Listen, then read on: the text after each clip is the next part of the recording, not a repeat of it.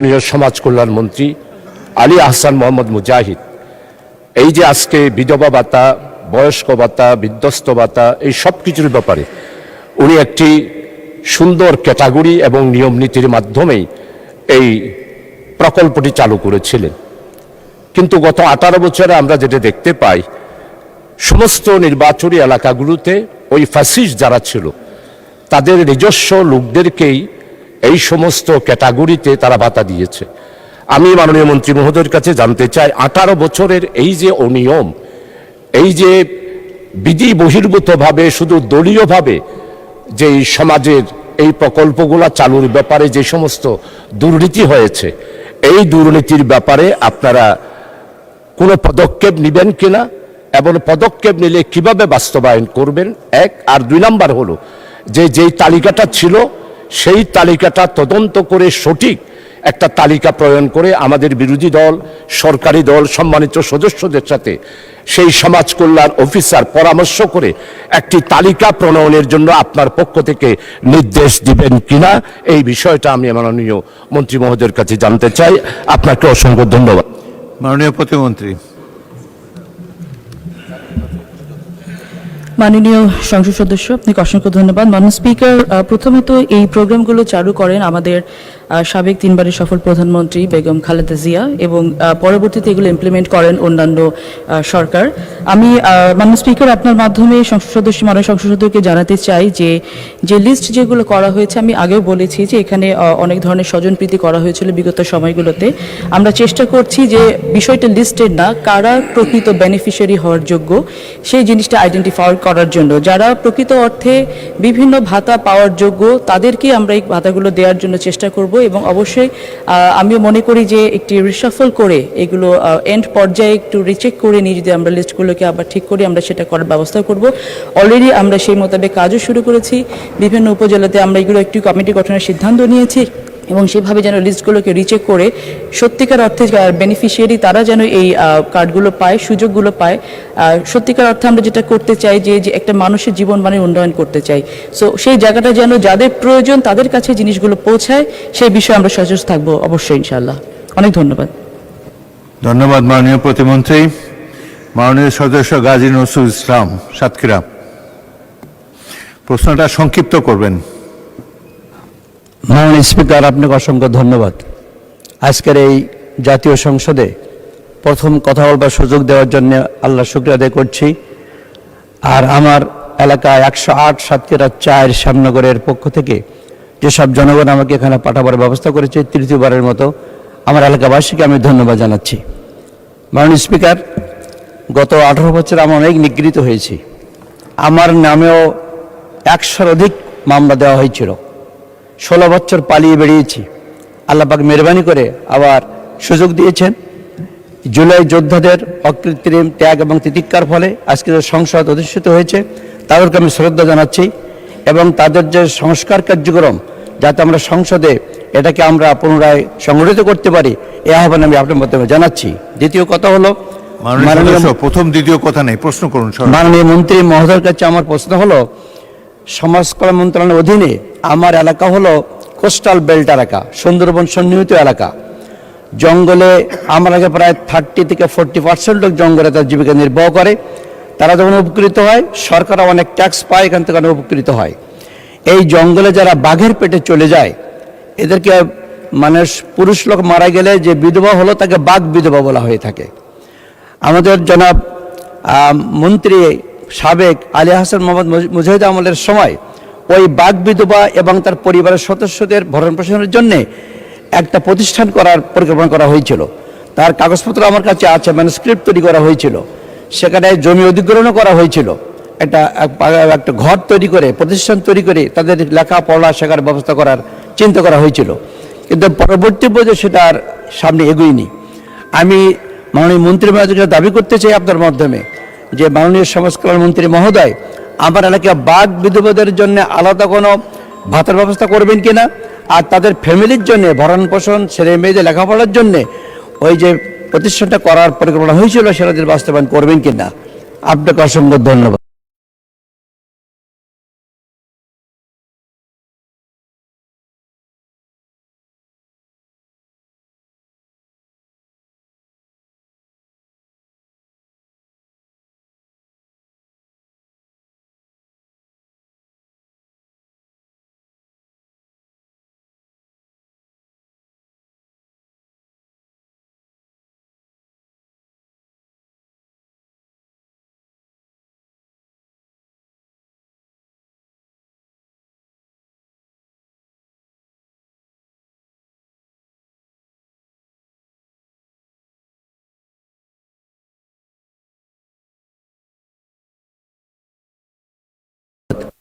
মাননীয় প্রতিমন্ত্রী। আলাদা করে তাদের জন্য কোনো কিছু করতে পারি কিনা আমরা অবশ্যই সেটা আলোচনার সাপেক্ষে এই বিষয়টা নিয়ে চিন্তা করব এবং আলোচনার সাপেক্ষে যদি আমাদের পক্ষে এই মুহূর্তে কিছু করা সম্ভব অবশ্যই আমরা সেই ইয়েটা গ্রহণ করব, প্রস্তুতিটা গ্রহণ করব। অনেক ধন্যবাদ আপনাকে। ধন্যবাদ মাননীয় প্রতিমন্ত্রী। এবার প্রশ্ন করতে পারেন মোহাম্মদ আতাউর রহমান নড়াইল 2 মাননীয় সদস্য।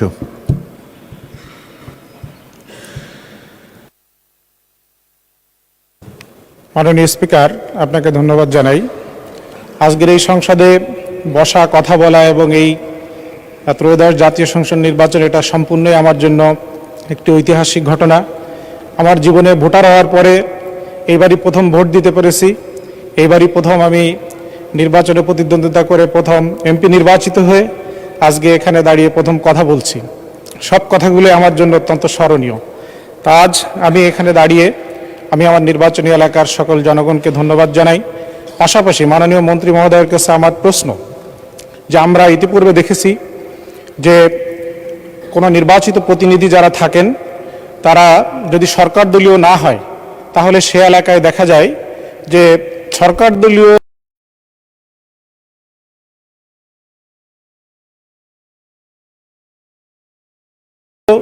যারা নেতাকর্মীরা থাকে তারা অধিকাংশ ক্ষেত্রে এই ভাতা প্রদান সহ বিভিন্ন সমাজ কল্যাণমূলক কাজে প্রভাব বিস্তার করে তাদের চিন্তা চেতনা, তাদের লক্ষ্য উদ্দেশ্যকে বাস্তবায়ন করতে চায়। দেখা যায় জনপ্রতিনিধি, নির্বাচিত জনপ্রতিনিধি সেখানে শুধুমাত্রই একটি সিম্বলিক কায়দায় বসে থাকে। তা আমরা এক বৈষম্যহীন বাংলাদেশ গড়ার জন্য হাজার হাজার মানুষের জীবনকে আমরা ত্যাগ করেছি, হাজার হাজার মানুষ আহত হয়েছে। তা আমার প্রশ্ন যে বর্তমান সরকার কি এই ব্যাপারে পদক্ষেপ নিয়ে এই বৈষম্য দূর করে যারা প্রকৃত অর্থে জনপ্রতিনিধি তাদের মাধ্যমেই জনগণের সেবা জনগণের কাছে দোরগোড়ায় পৌঁছে দিবে কিনা? আর অধিকাংশ ক্ষেত্রে দেখা যায় যে আজকে আমাদের এই সমাজ কল্যাণমূলক যত ভাতা আমি খেয়াল করে দেখেছি যে অনেক সময় যারা মাননীয় সদস্য তালিকা দেন, প্রশ্ন করেন। জি, আমি একটা প্রশ্ন করেছি যে এই বৈষম্য দূর করবেন কিনা। আর একটা ইনফরমেশনের জন্য আমি বলে রাখি মাননীয় মন্ত্রী মহোদয়কে যে বিকাশ বা নগদ নাম্বার দেওয়া থাকে, অনেক সময় দেখা যায় নাম থাকে আব্দুর রহিমের কিন্তু বিকাশ বা নগদ নাম্বার দেওয়া থাকে মেম্বার সাহেবের বা চেয়ারম্যান সাহেবের। এটি অন্য প্রসঙ্গ। মাননীয় মন্ত্রী একটা প্রশ্ন। জি, ধন্যবাদ। প্রশ্ন করবেন মাননীয় প্রতিমন্ত্রী। ধন্যবাদ মাননীয় সংসদ সদস্য। আসলে যেসব প্রশ্নগুলো আমাদের কার্যতালিকায় থাকে না, নোটিশ দিলে ভালো হয়, পরবর্তীতে নোটিশ দেওয়ার জন্য আমি অনুরোধ জানাচ্ছি। আপনার প্রশ্নটা আমি অ্যাড্রেস করছি এভাবে যে প্রথম কথা হচ্ছে আমাদের বর্তমান সরকার আমরা চেষ্টা করেছি সকল প্রকার স্বজনপ্রীতি এবং সকল ধরনের যে প্রবলেমসগুলো এর আগে ইররেগুলারিটিসগুলো এর আগে ডিস্ট্রিবিউশন লেভেলে হয়েছে এগুলোর ঊর্ধ্বে উঠে গিয়ে কাজগুলো করার, যেটা অনেক বড় একটি উদাহরণ হচ্ছে আমাদের ফ্যামিলি কার্ড। সো বিগত সময়গুলোতে আমাদের বিটার এক্সপিরিয়েন্স অনেক আছে, বিগত সময়গুলোতে আমাদের না পাওয়া অনেক আছে, কষ্ট অনেক আছে। আমরা সেখান থেকে বেরিয়ে একটি উন্নত বাংলাদেশ, সবার জন্য বাংলাদেশ গড়তে চাই। সেক্ষেত্রে আমরা অবশ্যই এই স্বজনপ্রীতির ঊর্ধ্বে উঠে গিয়ে একটি সমতা বজায় রেখে প্রত্যেকের জন্য যেন আমরা বেনিফিটগুলোকে দিতে পারি সেই ব্যবস্থা আমরা অবশ্যই করার চেষ্টা করবো ইনশাআল্লাহ, সেদিকে আমাদের নজর থাকবে। আর যেটা আপনি বলছেন যে বিভিন্ন সময়ে মোবাইল ওয়ালেটের মাধ্যমে যেই ডিস্ট্রিবিউশনগুলো হয় বেনিফিট এন্ডে, এটা খুব প্র্যাকটিক্যাল একটা প্রবলেম যে অনেক সময় অনেক মুরব্বী থাকেন, অনেক মানুষ থাকেন একদম প্রান্তিক লেভেলে যারা নিজের হয়তো মোবাইলটা অপারেট করতে পারেন না। তিনি হয়তো তার ছেলে অথবা নাতি কারো নামে ওই মোবাইল নাম্বারে যারা যখন দিয়ে দেন তখন যিনি টাকাটা উইথড্র করছেন তখন হয়তো ওই জায়গাটাতে গিয়ে কিছু অ্যানোমেলি হয়। সো এটা একেবারে খুব ব্যক্তিগত পর্যায় থেকে হয় বলে আমরা মনে করি, এটা আমরা দেখেছিও।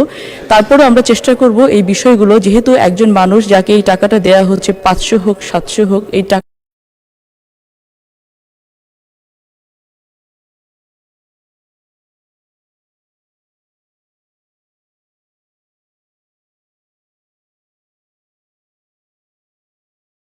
কিন্তু তার জন্য অনেক বড় একটি ব্যাপার। তো সেটার জন্য অবশ্যই যার টাকা তার কাছে পৌঁছায় সেটাকে নিশ্চিত করার জন্য আপনাকে ধন্যবাদ। বিসমিল্লাহির রহমানির রহিম। আমি সর্বপ্রথম কৃতজ্ঞতা জানাচ্ছি ঢাকা 18 আসনের জনগণের প্রতি যারা আমাকে ভোট দিয়ে নির্বাচিত করে এই মহান সংসদে পাঠিয়েছেন। আমি কৃতজ্ঞতা জানাচ্ছি আমাদের নেতা বর্তমান বাংলাদেশের প্রধানমন্ত্রী জনাব তারেক রহমানের কাছে, যিনি আমাকে সেই এলাকায় ঢাকা 18 আসন মনোনয়ন দিয়েছেন। মাননীয় স্পিকার, আপনার মাধ্যমে আমি তারকা চিহ্নিত 3 প্রশ্নটি মহান সংসদ উত্থাপন করিলাম। আপনাকে ধন্যবাদ মাননীয় স্পিকার। মাননীয় মন্ত্রী।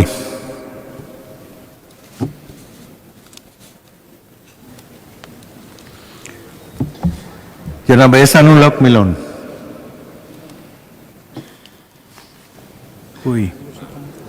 বিসমিল্লাহির রহমানির রহিম। মাননীয় শিক্ষামন্ত্রী। আজকে এই মহান সংসদে দাঁড়িয়ে প্রথমে আমি ধন্যবাদ দিচ্ছি কচুয়ার জনগণকে, যারা আমার নির্বাচিত করে এই মহান সংসদে পাঠিয়েছেন। তারপর আমি ধন্যবাদ দিচ্ছি যিনি আজকে আমাকে সুযোগ করে দিয়েছেন এই মহান সংসদে এই দায়িত্ব পালন করার জন্য। তিনি হলেন আমাদের বাংলাদেশের প্রধানমন্ত্রী জনাব তারেক রহমান। আমি আজকে এই মহান সংসদে দাঁড়িয়ে শ্রদ্ধাভরে স্মরণ করছি যিনি আমাকে পূর্ব এই সংসদে এসে কথা বলার সুযোগ করে দিয়েছিলেন, সেই আমাদের দেশমাতা প্রয়াত মরহুমা বেগম খালেদা জিয়াকে। মাননীয় স্পিকার, প্রাথমিক শিক্ষার উন্নয়নে প্রাথমিক শিক্ষা অধিদপ্তরের আওতায় মোট 5টি চলমান প্রকল্প গ্রহণ করা হয়েছে। প্রকল্পগুলো হলো: 1. চতুর্থ প্রাথমিক শিক্ষা উন্নয়ন কর্মসূচি PEDP 4, যেটা শুরু হয়েছিল জুলাই 2018 থেকে জুন 2026 পর্যন্ত। চাহিদা ভিত্তিক সরকারি প্রাথমিক বিদ্যালয়ের উন্নয়ন প্রকল্প প্রথম পর্যায়ে 2016 থেকে 2026 পর্যন্ত। ঢাকা মহানগরী ও পূর্বাঞ্চলে সরকারি প্রাথমিক বিদ্যালয় স্থাপন, অবকাঠামো উন্নয়ন, দৃষ্টি উন্নয়ন প্রকল্প জানুয়ারি 2020 থেকে June 2027। Pre-primary and primary education improvement projects in Coxbazar and Bandarban districts and Bansarampur and Noakhali, July 2024 থেকে জুন 2027। এছাড়াও 150টি উপজেলায় সরকারি প্রাথমিক বিদ্যালয় ফিডিং প্রকল্প, যেটা শুরু হয়েছে জানুয়ারি 2025 থেকে ডিসেম্বর 2027 পর্যন্ত। উপ-আনুষ্ঠানিক শিক্ষা ব্যুরোর মাধ্যমে দেশে 58টি উপজেলায় কার্যকর সাক্ষরতা ও ব্যবহারিক কর্মদক্ষতা প্রশিক্ষণ প্রাক বৃত্তিমূলক পর্যায়ে কোর্সটি বাস্তবায়ন করা হচ্ছে। সর্বশেষ 64 জেলায় প্রতিটি একটি করে উপজেলায় বিদ্যালয় বহির্ভূত শিশুদের জন্য বিকল্প শিক্ষা সুযোগ, alternative learning opportunity for out of school children ALO শীর্ষক প্রকল্প বাস্তবায়নের উদ্যোগ গ্রহণ করা হয়েছে, যা গত 25 জানুয়ারি 2026 তারিখে একনেক সভায় অনুমোদিত হয়েছে। প্রকল্পের মেয়াদ জানুয়ারি 2026 হতে ডিসেম্বর 2028 পর্যন্ত। মাননীয় সংসদ সদস্যকে এই প্রশ্নের জন্য ধন্যবাদ। ধন্যবাদ মাননীয় মন্ত্রী। মাননীয় সদস্য SM জাহাঙ্গীর হোসেন একটি প্রশ্ন করতে পারেন। মাননীয় স্পিকার, আপনাকে ধন্যবাদ। মাননীয় স্পিকার, আপনার মাধ্যমে আমি মাননীয় মন্ত্রীকে প্রশ্ন করতে চাই। আমার নির্বাচন এলাকা ঢাকা 18 আসনের তুরাগ থানাধীন 52 নম্বর ওয়ার্ডে পাকুড়িয়া, খানটেক, যাত্রাবাড়ি, দলিপাড়া, আহালিয়া এলাকায় প্রায় লক্ষাধিক মানুষের বসবাস। কিন্তু দুঃখের বিষয় হলো উক্ত এলাকাসমূহে কোনো সরকারি প্রাথমিক বিদ্যালয় নাই। আমার সংসদীয় এলাকা বা উক্ত অঞ্চলে সরকারি প্রাথমিক বিদ্যালয় স্থাপনের পরিকল্পনা রয়েছে কিনা মাননীয় মন্ত্রী যদি জানাতেন। মাননীয় মন্ত্রী। মাননীয় সংসদ সদস্যকে সম্পর্কে প্রশ্নের জন্য ধন্যবাদ। বিধি মোতাবেক যদি মাননীয় সংসদ সদস্য সেই এলাকায় 33 শতক জায়গা লিখিত দিতে পারেন, যদি এটা পৌরসভা হয়ে থাকে তাহলে এটা শিথিলযোগ্য রয়েছে, এবং ক্যাচমেন্ট এরিয়াতে যদি 5 হতে 10 বছর বয়সী ন্যূনতম 200 ছাত্রছাত্রীর সংখ্যা থাকে এবং গমনযোগ্য নিয়ারেস্ট প্লেসে আসা যাওয়ার জন্য রাস্তাঘাট থেকে থাকে, এই ধরনের বিদ্যালয় উপযোগী স্থান পাওয়া গেলে মাননীয় সংসদ সদস্য যদি আমাদের অবহিত করেন এবং ডিউ লেটার দেন, এই বিষয়ে ব্যবস্থা নেওয়া যেতে পারে। মাননীয় স্পিকার, আপনাকে ধন্যবাদ। ধন্যবাদ। মাননীয় সদস্য জনাব মনিরুল হক চৌধুরী।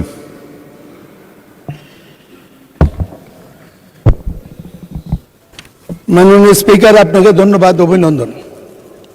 সুযোগ পেলে অভিনন্দনের সময় কথা বলবো। এই প্রশ্নটি অত্যাধিক গুরুত্বপূর্ণ, সেই কারণেই সম্পূরক প্রশ্নে দাঁড়িয়েছি। মাননীয় মন্ত্রী মহোদয়কে অভিনন্দন, আমাদের প্রধানমন্ত্রী জনাব তারেক রহমানকে অভিনন্দন এই জন্যই একজন মার্জিত সুশিক্ষিত শিক্ষামন্ত্রী দিয়েছেন। মাননীয় স্পিকার,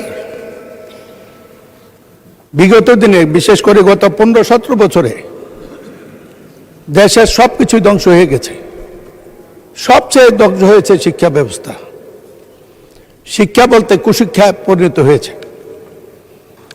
প্রাতিষ্ঠানিক দিক থেকে একথা আমি স্বীকার করব, প্রাথমিক শিক্ষা উন্নয়নের জন্য প্রতি গ্রামে সুন্দর সুন্দর স্কুল হয়েছে, যেটাতে একটা কলেজ চলতে পারে। এলজিডি এই ক্ষেত্রে সফল হয়েছে, কিন্তু শিক্ষা ব্যবস্থা উদয় হয়ে গেছে। মানে স্পিকার, উদয় হয়ে গেছে। সকালে আমি উঠি, আমি মনে মনে বলি সারাদিন আমি যেন ভালো হয়ে চলি। উদয় হয়ে গেছে আমার দুনিয়াত, উদয় হয়ে গেছে কোরআন শিক্ষা স্কুল থেকে, যার জন্য নীতি নৈতিকতা ভবিষ্যৎ শিক্ষা দিয়ে জাতি আর ধ্বংসের মুখে। অবকাঠামো উন্নয়নের সাথে শিক্ষার এই ক্ষেত্রে আমূল পরিবর্তন বাধ্যতামূলক কিছু করবেন কিনা? আজকে শিক্ষকদের অনেক মর্যাদা বেড়েছে, কিন্তু স্কুলে ছাত্র নাই। আমি 2-4টা স্কুলে যাওয়ার সুযোগ হয়েছিল সম্প্রতি। একটা স্কুলে যে দেখি শিক্ষক 13 জন, মাননীয় সদস্য, ছাত্র আছেন 2 জন। শেষ, ছাত্র আছে 13 জন, সরাসরি প্রশ্ন করুন। শিক্ষক আছে 13 জন। এই অবস্থা থেকে নীতিগতভাবে পরিবর্তন করার ব্যাপারে উদ্যোগ না নিলে এই শিক্ষা নেই। আমি আবারও বলবো, সরাসরি জানতে চাই দিনিয়াত, কোরআন, মুক্তিযুদ্ধের ইতিহাস, জুলাই যুদ্ধের ইতিহাস বাধ্যতামূলক করে কোন শিক্ষানীতি প্রবর্তন অবিলম্বে করবেন কিনা, এই প্রশ্ন। মাননীয় মন্ত্রী, প্রশ্নটি ছিল জাহাঙ্গীর হোসেন কর্তৃক তার ঢাকা এলাকাতে ভোকেশনাল ইনস্টিটিউট স্থাপন করবে কিনা। এটা অ্যাকচুয়ালি একটা সম্পূর্ণ প্রশ্ন নয়, তবুও যেহেতু প্রথম দিন আপনি ইচ্ছা করলে উত্তর দিতে পারেন। না, ধন্যবাদ মাননীয় স্পিকার। এখন ওই প্রাইমারি এডুকেশন সম্পর্কে প্রশ্ন চলছে, টেকনিক্যাল এডুকেশন প্রশ্নটি এর পরে রয়েছে। মাননীয় স্পিকার, আমি ধন্যবাদ জানাই মাননীয় সংসদ সদস্যকে। আপনারা সকলে এবং বিশেষ করে আপনি অবগত রয়েছেন, বিগত সময়ে দেশমাতা বেগম খালেদা জিয়ার সময়ে প্রাথমিক শিক্ষাকে সবচেয়ে বেশি গুরুত্ব দেওয়া হয়েছিল। আমি অত্যন্ত গর্বিত ছিলাম যে এই বিষয়টিকে সবচেয়ে বেশি গুরুত্ব দিয়েছিলেন সাবেক প্রধানমন্ত্রী বেগম খালেদা জিয়া। একই বিষয়ে নবনির্বাচিত প্রধানমন্ত্রী তিনি শিক্ষাকে সবচেয়ে বেশি গুরুত্ব দিয়েছেন। ইতিমধ্যেই প্রাথমিক শিক্ষাকে সবচেয়ে অধিক গুরুত্ব দিয়ে সেই শিক্ষা ব্যবস্থার ব্যাপক পরিবর্তনের জন্য ইতিমধ্যেই 180 দিনের প্রোগ্রামে অন্তর্ভুক্তি করার নির্দেশিকা আমরা পেয়েছি। মাননীয় সংসদ সদস্য নৈতিক শিক্ষা, ধর্মীয় অনুভূতিকে সবচেয়ে বেশি গুরুত্ব দিয়েছেন, যেটা ইতিমধ্যেই অবলুপ্ত হয়ে গিয়েছে এবং আমাদের সমাজে দিন দিন অন্যায় বেড়েই যাচ্ছে। সেই জন্য আমাদের মন্ত্রণালয় থেকে ইতিমধ্যেই 9000 ধর্মীয় শিক্ষক নিয়োগের একটি বিষয় বিবেচনা করার রয়েছে। তবে প্রসঙ্গ রয়েছে কওমি শিক্ষার্থীদের সার্টিফিকেট এবং সেই জায়গায় তারা কারিয়ানা শিক্ষক। অপরদিকে মাদ্রাসা শিক্ষা ব্যবস্থায় কারিয়ানা সাবজেক্টটি নেই বিধায় আমরা এই বিষয়ে একটি জটিলতা হচ্ছে। তা আমরা আশা করছি অতি শীঘ্রই আমরা এই সার্টিফিকেটের বিষয়গুলো সমাধান করে কারিয়ানা যারা পাস করেছেন তাদেরকে আমরা এই 9000 ধর্মীয় শিক্ষক অর্থাৎ ইসলামী শিক্ষকের ব্যবস্থা করা হবে বলে আমরা সিদ্ধান্ত নিচ্ছি। ইতিমধ্যে আমরা ধর্মীয় শিক্ষা বলতে শুধু ইসলামিক শিক্ষা সেটা নয়, সব ধর্মেরই অনুভূতিকে আমরা প্রাধান্য দিয়ে আমরা কাজ এগিয়ে নিয়ে যাচ্ছি। মাননীয় সংসদ সদস্যকে অশেষ ধন্যবাদ। ধন্যবাদ মাননীয় মন্ত্রী। জনাব হাসনাত আবদুল্লাহ কুমিল্লা সরাসরি প্রশ্ন করবেন, ব্যাখ্যার প্রয়োজন নেই। আসসালামু আলাইকুম। যেহেতু শিক্ষা নিয়ে কথা হচ্ছে, আমাদের বর্তমানে মাননীয় স্পিকার, আমরা যদি বর্তমান শিক্ষা ব্যবস্থা দেখি, আমাদের এন্ট্রান্স ইনস্টিটিউশনগুলোতে বিশেষ করে প্রাথমিক শিক্ষায় আমরা দেখছি যে ভর্তি প্রক্রিয়াতে আমাদের এখন 2টা পদ্ধতি প্রচলিত ছিল। এডমিশন বাই মেরিট আগে প্রচলিত ছিল, এখন সেটা কনভার্ট হয়েছে এডমিশন বাই লটারির মাধ্যমে হচ্ছে এখানে বাচ্চাদেরকে ভর্তি করা হয়। ফলত যেটা হয়েছে, ফিডার ইনস্টিটিউশনগুলোর শিক্ষার মান অনেক কমে গিয়েছে, যার ফলে টারশিয়ারি এডুকেশনে আমরা হচ্ছে কোয়ালিটি সম্পন্ন ছাত্র আমরা হচ্ছে বিশ্ববিদ্যালয়গুলোতে আমরা পাঠাতে পারি না। এখন মাননীয় মন্ত্রী মহোদয়ের কাছে আমার প্রশ্ন থাকবে, এই যে প্রাইমারি স্কুলে বাচ্চাদেরকে ভর্তি করানোর ক্ষেত্রে আমরা কি ভর্তি প্রক্রিয়াটা আমরা পরিবর্তন করব কিনা, নাকি এই যে এডমিশন বাই লটারির মাধ্যমে আমরা নিব এবং মেরিটকে আমরা সবসময় দমায় রাখবো, নাম্বার 1। আর নাম্বার 2 হচ্ছে আমাদের বর্তমান শিক্ষা পদ্ধতিতে আমরা যদি দেখি, আমরা যারা পয়সা দিয়ে কিনতে পারে তারা এখন ইংরেজি মাধ্যমটা কিনছে, যারা পয়সা দিয়ে ইংরেজি মাধ্যম কিনতে পারে না তারাই কেবল আপনি যেই শিক্ষা পদ্ধতি আমাদের জন্য জনজীবনের জন্য আপনি চালু করেছেন সেটা আমরা কিনছি, আর যারা সেটাও কিনতে পারে না তারা মাদ্রাসা শিক্ষা পদ্ধতি কিনছে। আপনার কাছে প্রশ্ন যে আমাদের বর্তমানে একটা দেশে এই 3টা শিক্ষা পদ্ধতি যেটা অর্থনৈতিক অবস্থার উপরে নির্ভর করে চলে, এই 3টা শিক্ষা পদ্ধতি জিয়ে রেখে আপনার কি মনে হয় যে আপনি একটা ইনক্লুসিভ শিক্ষা পদ্ধতি নিয়ে আমাদের দেশটাকে আগায় নিতে পারবেন? ধন্যবাদ। মূল প্রশ্ন ছিল জাহাঙ্গীর হোসেনের, মাননীয় সদস্য, সারা দেশে প্রাথমিক ও গণশিক্ষার উন্নয়নে কোনো প্রকল্প গ্রহণ করা হইয়াছে কিনা, হইলে তাহা কি। এখন তো ইন জেনারেল আমরা ডিসকাশনে চলে গিয়েছি, তবুও মাননীয় মন্ত্রী আপনি ইচ্ছা করলে উত্তর দিতে পারেন।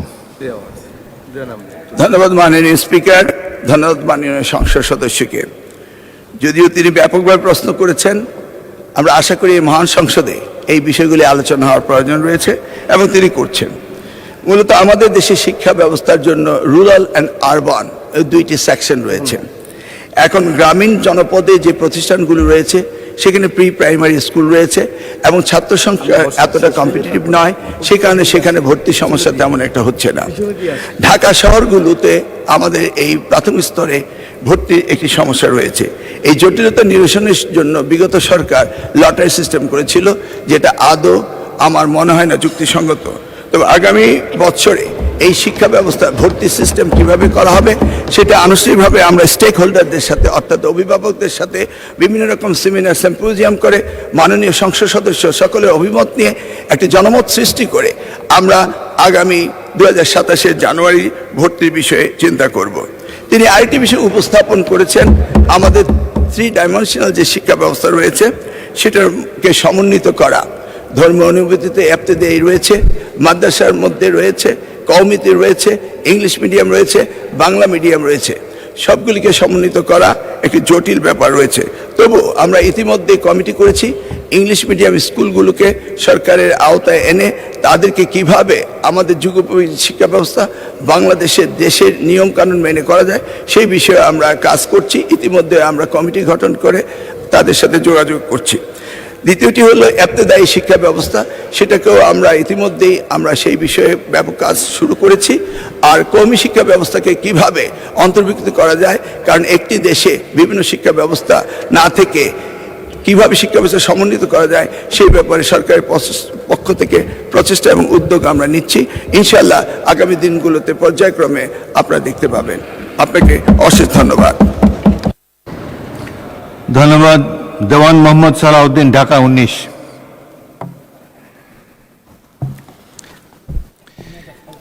বিসমিল্লাহির রহমানির রহিম।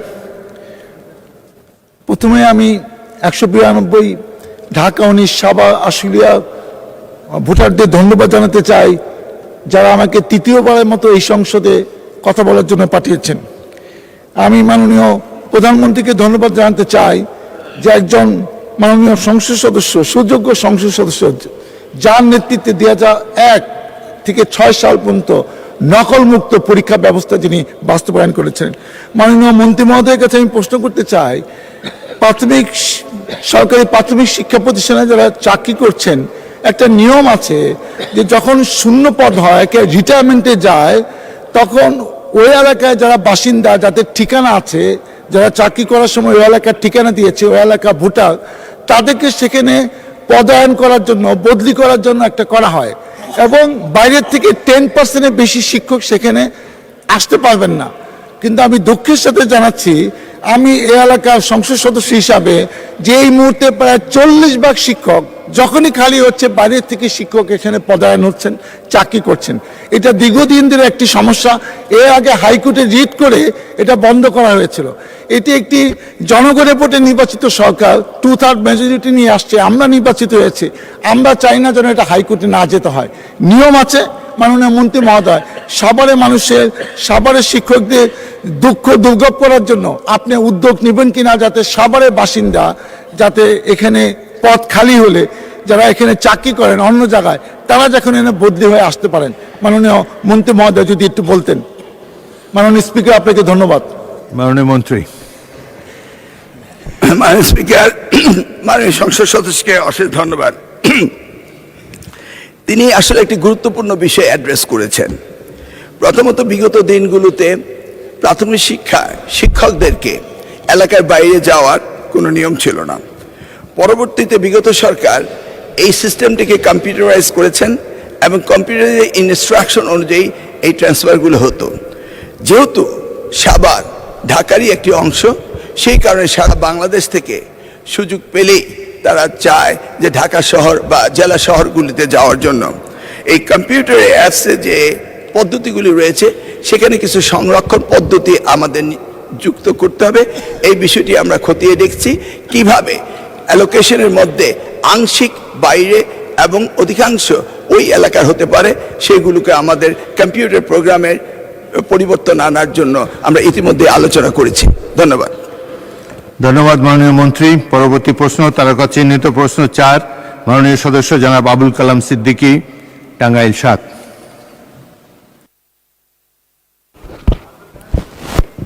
মাননীয় স্পিকার, আপনাকে ধন্যবাদ।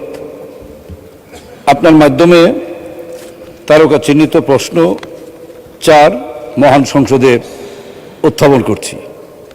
আপনাকে ধন্যবাদ। ধন্যবাদ মাননীয় সদস্য।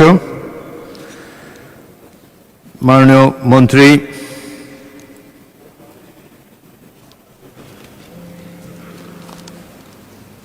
মাননীয় স্পিকার, তারকা চিহ্নিত প্রশ্ন 4 এর উত্তরে, বর্তমানে টাঙ্গাইল জেলা মির্জাপুর উপজেলায় এমপিওবিহীন শিক্ষা প্রতিষ্ঠানের সংখ্যা 5টি, 4টি স্কুল ও 1টি কলেজ। সরকার কর্তৃক পর্যায়ক্রমে এমপিওবিহীন শিক্ষা প্রতিষ্ঠানসমূহকে এমপিওভুক্তকরণের কার্যক্রম চলমান রয়েছে। উল্লেখযোগ্য যে বিগত অন্তর্বর্তীকালীন সরকারের সময় বেসরকারি শিক্ষা প্রতিষ্ঠান, স্কুল ও কলেজে জনবল কাঠামো ও এমপিও নীতিমালা 2025 এর আলোকে 25-26 অর্থ বছরে বেসরকারি শিক্ষা প্রতিষ্ঠান এমপিওভুক্তকরণের লক্ষ্যে এমপিও প্রত্যাশী বিভিন্ন শিক্ষা প্রতিষ্ঠান হতে আবেদন আহ্বান করা হয়েছিল এবং নির্ধারিত তথ্যের মাধ্যমে 14/1/2026 থেকে 25/1/2026 তারিখ পর্যন্ত অনলাইনে 3615টি শিক্ষা প্রতিষ্ঠানের আবেদন দাখিল করে। বর্তমান সরকারের নীতিগত সিদ্ধান্ত হলে ইতিমধ্যে প্রাপ্ত আবেদনের পাশাপাশি নতুন করে এমপিওভুক্তের আবেদন গ্রহণ করা হবে। আগামী অর্থ বছর 26-27 থেকে প্রয়োজনীয় বাজেট বরাদ্দ প্রাপ্তি সাপেক্ষে নতুন পুরাতন সহ প্রাপ্ত সকল আবেদন পুনরায় পরীক্ষা নিরীক্ষা করে এমপিও নীতিমালা অনুযায়ী যোগ্যতার ভিত্তিতে এমপিও করণের প্রয়োজনীয় ব্যবস্থা গ্রহণ করা হবে। আপনার নির্বাচনে আসনভুক্ত টাঙ্গাইল জেলার মির্জাপুর উপজেলা হতে আবেদনকারী শিক্ষা প্রতিষ্ঠানগুলো এমপিওভুক্তির যোগ্যতা পূরণ করলে এই বিষয়ে আপনিও নিশ্চয়ই সুখবর পাবেন বলে আশা করছি। আপনাকে ধন্যবাদ। ধন্যবাদ মাননীয় মন্ত্রী। মাননীয় সদস্য জনাব আবুল কালাম সিদ্দিকী একটি সম্পূরক প্রশ্ন করতে পারেন। আমার নাম আবুল কালাম আজাদ সিদ্দিকী। মাননীয় সদস্য জনাব আবুল কালাম আজাদ সিদ্দিকী, সরি। যে আমি সম্পূরক প্রশ্নে মাননীয় শিক্ষামন্ত্রী মহোদয়কে প্রশ্ন রাখতে চাই এবং আমি জানতে চাই যে আমার নির্বাচনী এলাকা টাঙ্গাইল 7 মির্জাপুর, 1টি কলেজ এবং 4টি শিক্ষা প্রতিষ্ঠান এমপিভুক্ত বাকি রয়েছে। এই শিক্ষা প্রতিষ্ঠানগুলো এমপিভুক্ত কবে নাগাদ হতে পারে এই বিষয়টি আপনি দয়া করে বলবেন, এবং মাধ্যমিক শিক্ষা প্রতিষ্ঠান যেগুলো রয়েছে সেগুলোকে উচ্চ মাধ্যমিক শিক্ষা প্রতিষ্ঠানে তালিকায় অন্তর্ভুক্ত করার জন্য যাতে আপনার তরফ থেকে নির্দেশনা আসে, এটা আমি জানতে চাই। সেই সঙ্গে আমার নির্বাচনী এলাকা টাঙ্গাইল 7 মির্জাপুরের জনগণকে আমি আন্তরিকভাবে ধন্যবাদ জানাই, অভিনন্দন জানাই যে 3বারের মতো সংসদ সদস্য নির্বাচিত করে মহান সংসদে আমাকে পাঠিয়েছে সেই মির্জাপুরের জনগণের জন্য, মির্জাপুরের শিক্ষা প্রতিষ্ঠানের জন্য, আপনার শিক্ষা প্রতিষ্ঠান থেকে যাতে গুরুত্বপূর্ণ বিষয়গুলো গুরুত্ব সহকারে বিবেচনা করে উন্নয়নমূলক কর্মকাণ্ডে অন্তর্ভুক্ত করা হয়। আপনাকে ধন্যবাদ। মাননীয় মন্ত্রী, শিক্ষামন্ত্রী। মাননীয় সংসদ সদস্য, আপনাকে অশেষ ধন্যবাদ। আপনার প্রথম প্রশ্ন, সেটি আপনি আবারও যখন আমরা মন্ত্রণালয় থেকে নীতিমালা করে ঘোষণা দিব কামিং ফিজিক্যাল ইয়ারে, আমরা তখন এটা সুবিবেচনায় নেব সেই আশা করছি। পাশাপাশি আপনি উচ্চ মাধ্যমিকের কথা বলেছেন। ইতিমধ্যেই আমাদের মাননীয় প্রধানমন্ত্রী থেকে ঘোষিত শিক্ষার বিষয়ে কারিগরি শিক্ষাকে প্রাধান্য দেওয়া হয়েছে। কর্মসংস্থান এবং বিশ্বে মানব সম্পদ তৈরির জন্য ওনার যে প্রয়াস রয়েছেন সেই ব্যাপারে সহযোগিতা করার জন্য আমি মাননীয় সংসদ সদস্যকে অনুরোধ করব তিনি যেন এই বিষয়ে দৃষ্টি রেখে ওনার উচ্চতর শিক্ষার ব্যবস্থা করেন। ধন্যবাদ মাননীয় স্পিকার। ধন্যবাদ। আব্দুল হান্নান মাসুদ, নোয়াখালী 6, প্রশ্ন করতে পারেন।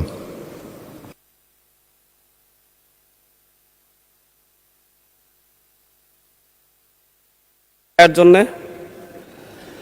আমি আমার নির্বাচনী এলাকা নোয়াখালী 6 হাতিয়া, ওই অঞ্চলে প্রচুর নদী ভাঙনের কারণে প্রতি বছরই অনেক শিক্ষা প্রতিষ্ঠানকে স্থানান্তর করা হচ্ছে, কিন্তু সেই সকল শিক্ষা প্রতিষ্ঠান, প্রাথমিক এবং মাধ্যমিক শিক্ষা প্রতিষ্ঠানগুলো ওগুলা নিয়মিত বরাদ্দ না পাওয়ার কারণে এবং ওই প্রতিষ্ঠানগুলোর শিক্ষার্থী যারা আছে তাদের একটা তালিকা করে তারা ঠিকমতো পরবর্তীতে অন্যগুলো শিক্ষা প্রতিষ্ঠানে ভর্তি হতে পারতেছে কিনা, শুধু হাতিয়া নয়, এরকম নদী ভাঙন প্রবণ যত এলাকা রয়েছে ওই সকল অঞ্চলের শিক্ষার্থীরা ঠিকমতো অন্য শিক্ষা প্রতিষ্ঠানে ভর্তি হচ্ছে কিনা নাকি ঝরে পড়ে যাচ্ছে, এই তালিকা করার জন্য শিক্ষা মন্ত্রণালয়ের পক্ষ থেকে কোনো উদ্যোগ আছে কিনা, এবং পাশাপাশি হরিণের দেশ নিজনদ্বীপ ইউনিয়ন প্রায় 25,000 জনগণের বসবাস, সেখানে একটিও মাধ্যমিক শিক্ষা প্রতিষ্ঠান নেই। পাশাপাশি সেখানে যে প্রাথমিক শিক্ষা প্রতিষ্ঠানগুলো রয়েছে সেই প্রতিষ্ঠানগুলোতে শিক্ষকের প্রবল সংকট। এই ব্যাপারে পিছিয়ে পড়া জনগোষ্ঠীর জন্য এবং আমাদের প্রত্যন্ত গ্রামাঞ্চলে শিক্ষা ব্যবস্থা পৌঁছে দেওয়ার জন্য সরকারের নতুন কোনো উদ্যোগ আছে কিনা সে ব্যাপারে আমি মাননীয় শিক্ষামন্ত্রীর কাছে জানতে চাই। মাননীয় শিক্ষামন্ত্রী। মাননীয় সংসদ সদস্যকে অসংখ্য ধন্যবাদ। ইতিপূর্বে 2001 থেকে 2006 সালে নকল প্রতিরোধ আন্দোলনের সময় আমি সেখানে গিয়েছিলাম এবং দেখেছিলাম নদী ভাঙ্গনে কলেজ চলে যাচ্ছিল এবং সাবেক প্রধানমন্ত্রী বেগম খালেদা জিয়ার সময় সেই কলেজগুলোকে সরিয়ে ভালো অবস্থানে নেওয়া হয়েছিল। যে সমস্ত প্রতিষ্ঠানগুলো নদী ভেঙে যায় তাৎক্ষণিকভাবে আমরা সেই প্রতিষ্ঠানগুলোকে নতুন করে আমরা তৈরি করি। তবে উনি যেটা বলেছেন সেখানে শিক্ষায় ঝরে পড়া, আমরা ঝরে পড়ার ব্যাপারও আমাদের বিভিন্ন প্রজেক্ট থেকে আমরা সেগুলোকে দেখি, পর্যালোচনা করি। উনি যদি লিখিত কোনো নোটিশ দেন তাহলে আমি ওই এলাকার ঝরে পড়ার সংখ্যা, মাধ্যমিক স্কুলের সংখ্যা এবং প্রয়োজন সাপেক্ষে নতুন বিদ্যালয় স্থাপনেরও এই মহান সংসদ থেকে আমরা শিক্ষা মন্ত্রণালয় উদ্যোগ নেব সেই ব্যাপারে আমরা বলতে পারি। আমি এটাও বলতে পারি যে বিভিন্ন প্রশ্নে এসছে বিরোধী দলের বিষয়ে, আমি এটাও বলতে পারি মাননীয় প্রধানমন্ত্রী আমাদেরকে নির্দেশ দিয়েছেন সারা বাংলাদেশে শিক্ষাকে দলীয়করণ না করে শিক্ষা সকলেরই ব্যবহারযোগ্য সামগ্রী, এই শিক্ষাকে উন্নত করার জন্য তিনি নির্দেশ দিয়েছেন। সেই আলোকে আমরা ওনার হাতিয়াকে সুন্দর দৃষ্টি নিয়ে আগামী দিনগুলোতে আমরা তার স্কুলের ব্যবস্থা করব বলে আশা করতে পারি। ধন্যবাদ।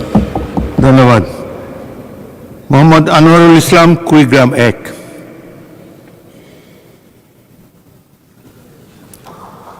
মাননীয় স্পিকার, আপনাকে ধন্যবাদ।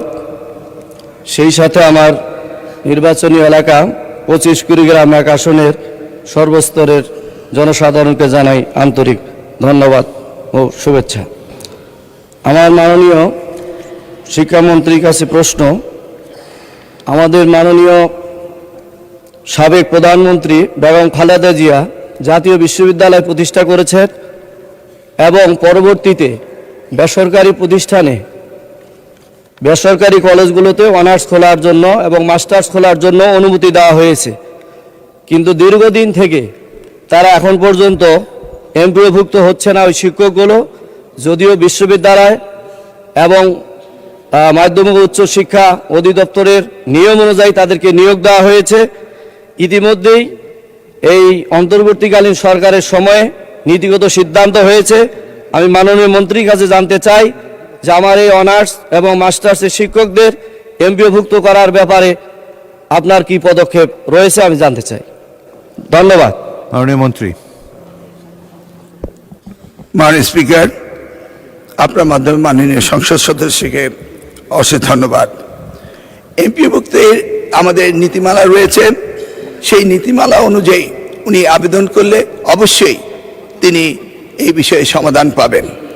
তাছাড়া আমি মাননীয় সংসদ সদস্য অনুরোধ করতে চাই, আপনারা honours and master degree college খোলার ব্যাপারে যতটা না ইন্টারেস্টেড হবেন, আমি অনুরোধ করব সেই সাথে আমাদের কারিগরি শিক্ষা এবং কর্মসক্ষম জাতি তৈরি করার জন্য সেই বিষয়টিও স্ব এলাকায় উদ্যোগ নেবেন, প্রচেষ্টা রাখবেন, এই আশা আমি করছি।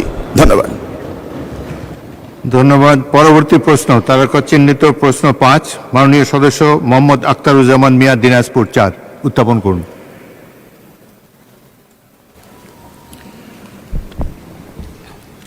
বিসমিল্লাহির রহমানির রহিম। মাননীয় স্পিকার, মহান জাতীয় সংসদের স্পিকার নির্বাচিত হওয়ার জন্য আপনাকে ধন্যবাদ জানাই। আমি ধন্যবাদ জানাই আমার প্রিয় নেতা গণপ্রজাতন্ত্রী বাংলাদেশ সরকারের মাননীয় প্রধানমন্ত্রী জনাব তারেক রহমানকে, যিনি আজকে আমাকে সংসদ সদস্য এবং পরিশেষে হুইপ নির্বাচিত করেছেন, মনোনীত করেছেন। আমি তাকে অন্তরের অন্তঃস্থল থেকে আন্তরিক ধন্যবাদ জানাই। আমি ধন্যবাদ জানাই আমার নির্বাচনী এলাকার ভোটারদেরকে, আমার ভাই বোনদেরকে, যারা শত প্রতিকূলতার মাঝেও আমাকে নির্বাচিত করেছেন। এই জন্য আমার নির্বাচনী এলাকা খানসামা চিরবন্দরের প্রত্যেকটা মানুষকে আমি আন্তরিক ধন্যবাদ জানাই। মাননীয় স্পিকার, আমার তারকা চিহ্নিত প্রশ্ন 5 মাননীয় শিক্ষামন্ত্রী মহোদয়ের নিকট। মাননীয় শিক্ষামন্ত্রী মহোদয় অনুগ্রহ করিয়া বলিবেন কি, বর্তমানে দিনাজপুর জেলার চিরিবন্দর ও খানসামা উপজেলায় এমপিভুক্ত এবং এমপিওবিহীন শিক্ষা প্রতিষ্ঠানের সংখ্যা কত? উক্ত এমপিওবিহীন শিক্ষা প্রতিষ্ঠান এমপিওভুক্ত করা হইবে কিনা, হইলে তাহা কি? ধন্যবাদ। মাননীয় মন্ত্রী। মাননীয় স্পিকার, মাননীয় সংসদ সদস্যকে অশেষ ধন্যবাদ। আমি ইতিপূর্বেই চিরিবন্দর খানসামা উপজেলায় একাধিকবার সফর করেছি এবং উনি শিক্ষা ব্যবস্থার জন্য অসীম গুরুত্ব রাখেন, এই বিষয়ে আমি ওয়াকিবহাল রয়েছি। বর্তমানে দিনাজপুর জেলা চিরিবন্দর উপজেলায় এমপিওভুক্ত শিক্ষা প্রতিষ্ঠানের সংখ্যা 92টি। বর্তমানে দিনাজপুর জেলা চিরিবন্দর উপজেলায় এমপিওবিহীন শিক্ষা প্রতিষ্ঠানের সংখ্যা 6টি। বর্তমানে দিনাজপুর জেলা খানসামা উপজেলায়, যেটি উনার আরেকটি নির্বাচনী এলাকায়, এমপিভুক্ত শিক্ষা প্রতিষ্ঠানের সংখ্যা 70টি এবং খানসামা উপজেলায় এমপিওবিহীন শিক্ষা প্রতিষ্ঠানের সংখ্যা 10টি, সর্বমোট 16টি এমপিওবিহীন। সরকার কর্তৃক পর্যায়ক্রমে এমপিওবিহীন শিক্ষা প্রতিষ্ঠানসমূহকে এমপিভুক্তকরণের চলমান কার্যক্রম রয়েছে। উল্লেখযোগ্য যে, যেটা আমি আগেও বলেছি, অন্তর্বর্তীকালীন সময়ে সরকার 2025-26 যে আবেদন নিয়েছিল, 14/1/2026 থেকে 25/1/2026 পর্যন্ত 3615টি শিক্ষা প্রতিষ্ঠানে আবেদন দাখিল করা হয়েছিল। বর্তমানে নতুন সরকার, আমরা নতুনভাবে অ্যাপ্লিকেশন নেব এবং বিগত অ্যাপ্লিকেশনগুলোকে নিয়ে আমরা পর্যালোচনা সাপেক্ষে, অর্থ অনুমোদন সাপেক্ষে আমরা আগামী দিনে ব্যবস্থা নিব বলে আশা রাখছি। ধন্যবাদ মাননীয় স্পিকার, আপনার মাধ্যমে মাননীয় সংসদ সদস্যকে। মাননীয় সদস্য আখতারুজ্জামান মিয়া একটি প্রশ্ন উত্থাপন করতে পারেন, সম্পূরক প্রশ্ন। মাননীয় স্পিকার, আপনাকে ধন্যবাদ। আমি মাননীয় মন্ত্রী মহোদয় নিকটে বলতে চাই, সেটা হচ্ছে যে আমাদের যে ব্যবস্থাপনা পরিষদ আছে স্কুল, মাধ্যমিক এবং উচ্চ মাধ্যমিক পর্যায়ে, এই ব্যবস্থাপনা পরিষদ সম্পর্কে নতুন কোনো চিন্তা ভাবনা আছে কিনা? এবং দ্বিতীয় প্রশ্ন আরেকটি করতে চাই সম্পূরক, সেটা হচ্ছে অনেক ইন্টারমিডিয়েট কলেজে ডিগ্রি খোলা হয়েছে, কিন্তু সেইখানকার ওই সমস্ত প্রতিষ্ঠানের প্রভাষকরা কিন্তু এখন পর্যন্ত কোনো বেতন ভাতা বা তাদের এমপিভুক্ত করা হয়নি, যার জন্য লেখাপড়ার মান দিন দিন নিচের দিকে চলে যাচ্ছে। এ ব্যাপারে কোনো প্রয়োজনীয় ব্যবস্থা নেবেন কিনা মন্ত্রী মহোদয়ের কাছে জানতে চাই। মাননীয় স্পিকার, আপনাকে ধন্যবাদ। মাননীয় মন্ত্রী। মাননীয় স্পিকার, আপনাকে অশেষ ধন্যবাদ।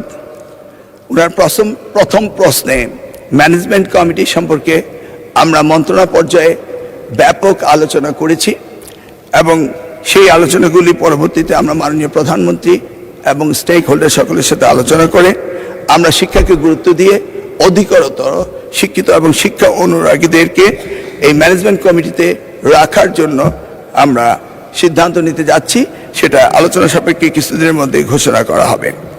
উনার এলাকায় যে স্কুল কলেজের প্রতিষ্ঠান রয়েছেন, এমপিও যেগুলি বাকি রয়েছে, সেগুলিকে আশা করছি আগামী দিনে আমরা অ্যাড্রেস করব।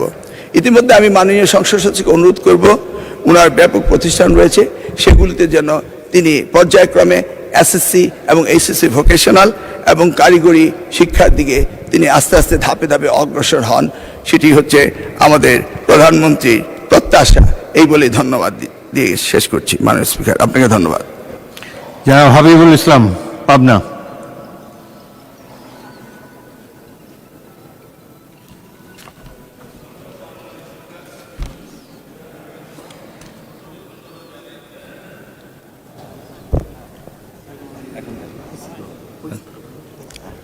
ধন্যবাদ মাননীয় স্পিকার। আমি প্রথমে ধন্যবাদ জানাই সার্বভৌম সংসদের সংসদ নেতা প্রধানমন্ত্রী জনাব তারেক রহমানকে, যিনি আমাকে এই মহান সংসদে কথা বলার সুযোগ করে দিয়েছেন। আমি আরও ধন্যবাদ জানাই আমার নির্বাচনী এলাকার 5 লক্ষ ভোটারদেরকে, যারা আমাকে তৃতীয়বারের মতো এই মহান সংসদে আসার সুযোগ করে দিয়েছেন। মন্ত্রী মহোদয়ের কাছে আমার প্রশ্ন, আমার নির্বাচনী এলাকার আমার প্রতিষ্ঠিত একটি কৃষি কলেজ, যেটি সরকারি নীতিমালার ভিত্তিতে এমপিভুক্ত হয়েছিল, কিন্তু সাবেক ভোটারবিহীন এমপির একটি ডিও লেটারের কারণে আমার সেই কৃষি কলেজটির এমপিভুক্ত আজ পর্যন্ত হয় নাই। 2010 সালে সরকারি নীতিমালা অনুযায়ী আমার নির্বাচন এলাকার আমার প্রতিষ্ঠিত 3টি কলেজে এমপিভুক্ত হয়েছিল, কিন্তু সেটিও তৎকালীন মন্ত্রী জনাব একে খন্দকারের, মরহুম একে খন্দকারের ডিও লেটারের কারণে বাতিল করা হয়। পরবর্তী আইনি লড়াই 10 বছর আইনি লড়াই করে আমি সেই প্রতিষ্ঠানগুলোকে মুক্ত করতে পেরেছি। মাননীয় সদস্য, আমি একটু বলি, আপনার প্রশ্ন এখন পর্যন্ত আমার এটা হচ্ছে যে আমি আর আইনি লড়াই করতে চাই না। মাননীয় মন্ত্রীর কাছে আমার প্রশ্ন যে এই ব্যাপারে উনি কার্যকরী পদক্ষেপ গ্রহণ করবেন কিনা। মাননীয় স্পিকার, আপনাকে ধন্যবাদ।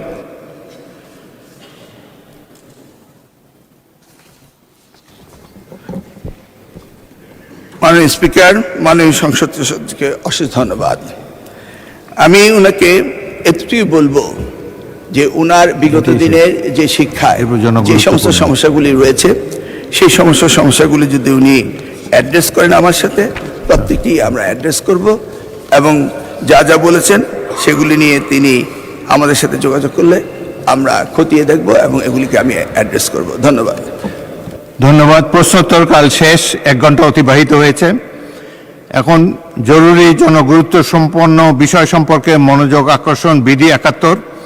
মাননীয় সদস্যবৃন্দ, আজ জরুরি জনগুরুত্বপূর্ণ বিষয় সম্পর্কে 29টি মনোযোগ আকর্ষণের নোটিশ পাওয়া গেছে।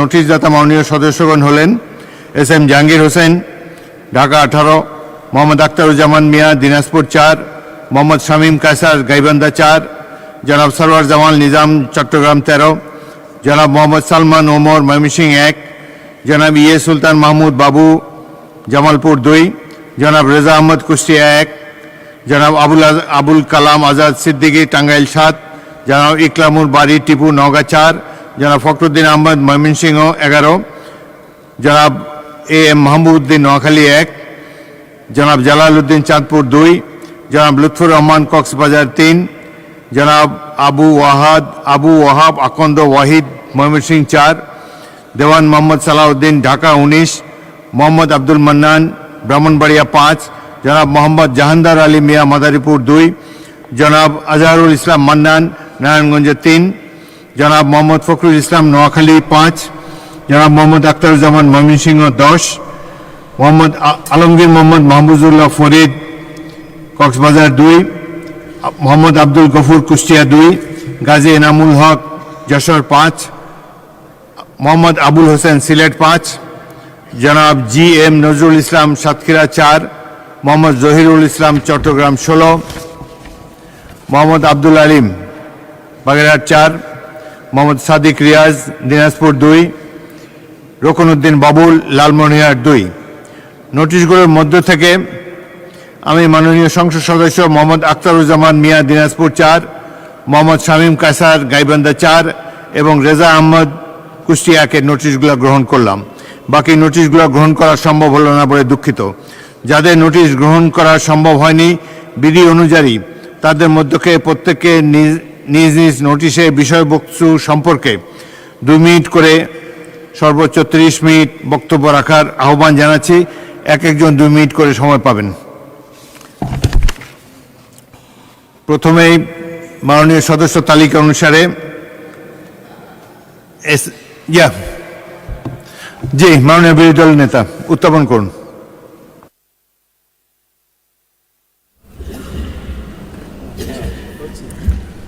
ধন্যবাদ মাননীয় স্পিকার আমাকে সুযোগ করে দেওয়ার জন্য। আমি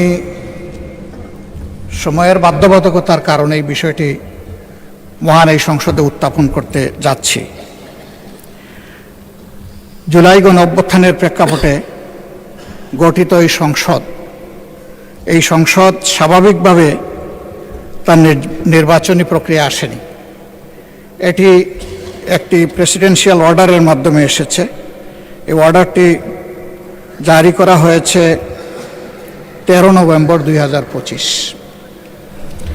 এই অর্ডার অনুযায়ী এখানে 15টা নির্দেশিকা আছে। এর মধ্যে 3 থেকে 15 এই বিষয়গুলো হচ্ছে জুলাই সনদ এবং গণভোটের সাথে সম্পর্কিত। 10 নম্বর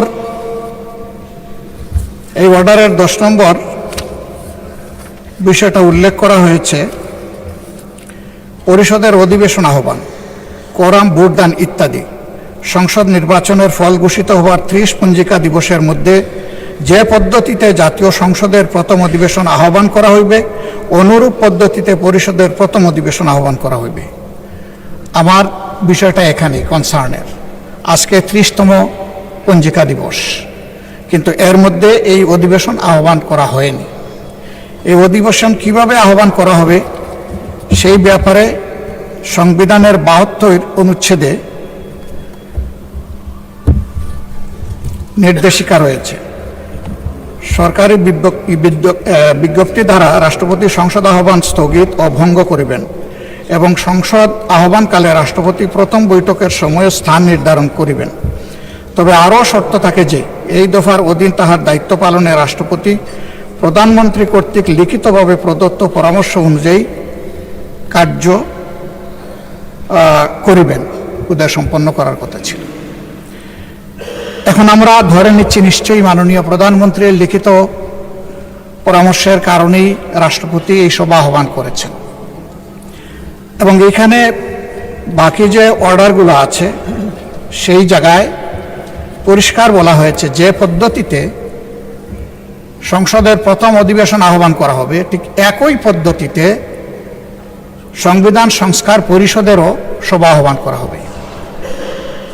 2টা বুথে যারা নির্বাচিত হবেন তাদের ব্যাপারে এখানে আমি আগেই উল্লেখ করেছি 3 থেকে 15 পর্যন্ত বিস্তারিত তাদের দায়িত্ব এবং অধিকার সম্পর্কে কথা বলা হয়েছে। 3 নম্বরে বলা হয়েছে জুলাই জাতীয় সনদে অন্তর্ভুক্ত সংবিধান সংস্কার বিষয়ে গণভোট। জনগণের সার্বভৌম ক্ষমতা প্রয়োগের উদ্দেশ্যে এই আদেশ এবং জুলাই জাতীয় সনদের সংবিধান সংস্কার সম্পর্কিত অংশ গণভোটে উপস্থাপন করা হবে। 4 নম্বরে বলা হয়েছে গণভোটে নিম্নরূপ প্রশ্ন উপস্থাপন করা হবে। যে 4টা প্রশ্ন ব্যালটের মধ্যে ছিল সেটা আর আমি উল্লেখ করতে যাচ্ছি না। 5 নম্বরে বলা হয়েছে গণভোট অনুষ্ঠানে এই আদেশ জারির অব্যবহিত পর অনুষ্ঠিতব্য জাতীয় সংসদ নির্বাচনের দিন এই আদেশ অনুসারে গণভোট অনুষ্ঠিত হবে। এটা হয়ে গেছে। এবং গণভোটে যারা ভোট প্রয়োগ করেছেন তাদের মধ্যে প্রায় 70% মানুষ হায়ের পক্ষে ভোট দিয়ে তারা সংস্কারের পক্ষে রায় দিয়েছেন। 6 নম্বরে গণভোট অনুষ্ঠানের জন্য আইন প্রণয়ন। গণভোট অনুষ্ঠানের লক্ষ্যে নির্বাচন কমিশন কর্তৃক প্রয়োজনীয় ব্যবস্থা গ্রহণের উদ্দেশ্যে যথোপযুক্ত আইন প্রণয়ন করা হবে। এটাও হয়ে গেছে। সংবিধানের সংস্কার পরিষদ গঠন ব্যবহার কার্যাবলী এবং বিলুপ্তি।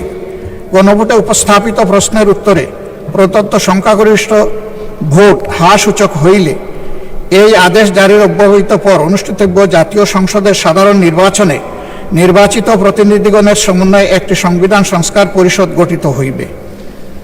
মাননীয় স্পিকার এটি হয়নি এবং এর সময়সীমা আজকে শেষ। যাহা সংবিধান সংস্কার বিষয়ে সকল ক্ষমতা প্রয়োগ করিতে পারিবে।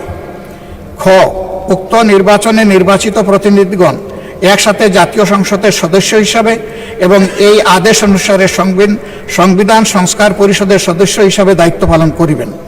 এই সুযোগ আমরা পেতে চাই। পরিষদ উহার প্রথম অধিবেশন শুরুর তারিখ হইতে 180 কার্য দিবসের মধ্যে জুলাই জাতীয় সনদ এবং গণভোটের ফলাফল অনুসারে সংবিধান সংস্কার সম্পন্ন করিবে এবং তা সম্পন্ন করিবার পর পরিষদের কার্যক্রম সমাপ্ত হইবে। শুরুই হোক আগে, তারপরে সমাপ্ত। পরিষদের কর্মধারায় অংশগ্রহণের সময় নির্বাচিত প্রতিনিধিগণ পরিষদ সদস্য হিসাবে অভিহিত হইবেন। মানে দুইটা ক্যাপাসিটিতে আমরা এখানে নির্বাচিত হয়েছি, দুইটা ভোটের মাধ্যমে, আলাদা আলাদা ভোট। এই আদেশের উদ্দেশ্য পূরণকল্পে পরিষদ ইহার অধিবেশন আহ্বান ও মুলতবি, সংবিধান সংস্কার বিষয়ক প্রস্তাব উত্থাপনের পদ্ধতি, উক্ত প্রস্তাব বিবেচনা ও গ্রহণ এবং অন্য সকল বিষয়ে কার্যপ্রণালী নির্ধারণ করিবে। জাতীয় সংসদ সচিবালয় পরিষদকে সাচিবিক সহায়তা প্রদান করিবেন। শপথ এবং শপথ পাঠ পরিচালনা। নির্বাচিত প্রতিনিধিগণ সংসদ সদস্য হিসাবে শপথ গ্রহণের পর একই শপথ অনুষ্ঠানে এই আদেশের তফসিলে বর্ণিত 1 অনুযায়ী পরিষদ সদস্য হিসাবে শপথ গ্রহণ করিবেন এবং অনুরূপ শপথ পত্রে স্বাক্ষর দান করিবেন। আমরা সকল বিরোধী দলীয় সদস্য 77 জন আমরা এটা গ্রহণ করেছি এবং স্বাক্ষর প্রদান করেছি।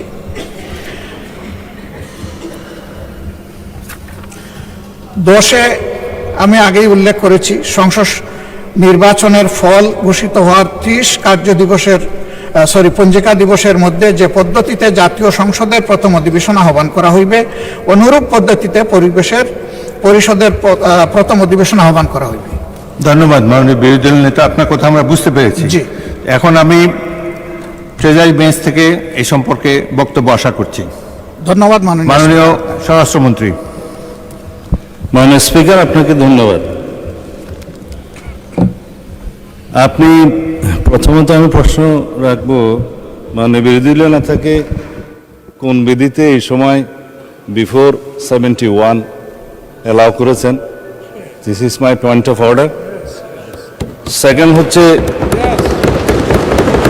যদি জরুরি জনগুরুত্বপূর্ণ বিষয়ে কোনো মুলতবি প্রস্তাব আনতে হয়, সেটার জন্য বিধি আছে, সেই বিধিতে কোনো নোটিশ তিনি দিয়েছেন কিনা রুলস অফ প্রসিডিউর 62 অনুসারে।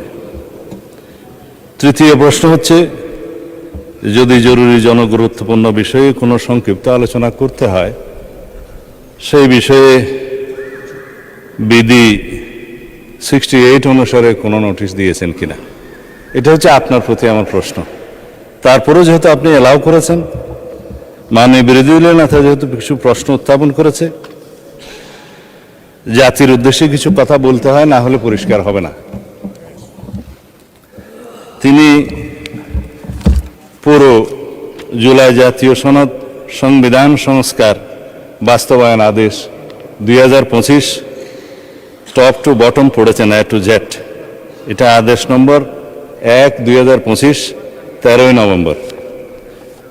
আমি হাউসের বাইরে বিভিন্ন জায়গায় আলোচনায় বলেছিলাম, রাষ্ট্রপতি অধ্যাদেশ জারি করতে পারেন যখন হাউস সেশনে থাকে না, আর্টিকেল 93 অনুসারে। এবং এই আর্টিকেল 93 অনুসারে আপনি দেখবেন, মাননীয় স্পিকার, ক্লজ কতে 93(1) ক্লজ ক লেখা আছে, সংবিধানের ধারা পরিবর্তন হবে বা সংবিধান পরিবর্তন হবে, এরকম কোনো বিষয় অধ্যাদেশের মাধ্যমে আসতে পারে না, সেটা জায়েজ নাই। রাষ্ট্রপতি অধ্যাদেশও সেটা সংবিধান পরিবর্তনের কোনো বিধান করতে পারেন না। কিন্তু এই যে আদেশ, এই আদেশটা না অধ্যাদেশ না আইন, মাঝামাঝি কি জিনিস সেজন্য আমি বলেছিলাম এটা হয়তো নিউট্রাল জেন্ডার হতে পারে। এনিওয়ে, এটা আমি অসংসদীয় বা আনপার্লামেন্টারি কোনো শব্দ এখানে ইউজ করতে চাই না, এটা বাইরের বক্তৃতা হলে বলা যেত। এই যে আরোপিত আদেশ যেটা তিনি পাঠ করলেন, এই আদেশের তিনি বললেন সেকশন 3-তে জুলাই জাতীয় সনদে অন্তর্ভুক্ত সংবিধান সংস্কার বিষয়ে গণভোট, এবং বলা হয়েছে সেকশন 10-এ পরিষদের অধিবেশন আহ্বান, কোরাম, ভোটদান ইত্যাদি। অর্থাৎ এটা সংবিধান সংস্কার পরিষদের সদস্য হিসেবে তারা অসাংবিধানিকভাবে শপথ নিয়েছেন বটে, সেই পরিষদের আহ্বানের জন্য তিনি রাষ্ট্রপতির আর্টিকেল 72 অনুসারে কনস্টিটিউশনের অধিবেশন আহ্বানের ঘোষণা চাচ্ছেন। এবং তিনি বলেছেন যেহেতু দুইটি কাজ বাদে বাকিগুলো সব প্রাইম মিনিস্টার রিকমেন্ডেশনে প্রেসিডেন্ট করে থাকেন, এবং একইভাবে এই সংসদের আহ্বানও তিনি করেছেন প্রধানমন্ত্রীর পরামর্শ অনুযায়ী আর্টিকেল 72 অনুসারে।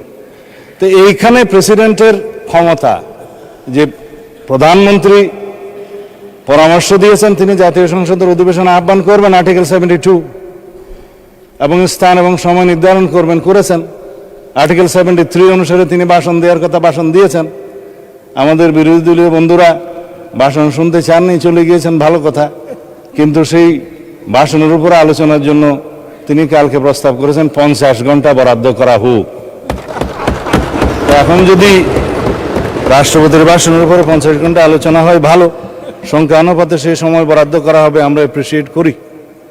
কিন্তু এই যে আর্টিকেল 72 অনুসারে সংবিধান সংস্কার পরিষদের যেখানে অস্তিত্ব না থাকায় প্রধানমন্ত্রীও সেটা পরামর্শ দিতে পারেন না রাষ্ট্রপতিকে, রাষ্ট্রপতিও সেই অধিবেশন আহ্বান করতে পারেন না, বিধায় সে করেননি। তা এখন যদি তাদের প্রশ্ন অনুসারে এই আদেশটা যদি বৈধ হয়, রাষ্ট্রপতি যে আদেশটা জারি করেছেন সেটা যদি সাংবিধানিক হয়, সেটা আমরা এখানে আলোচনা করতে পারি।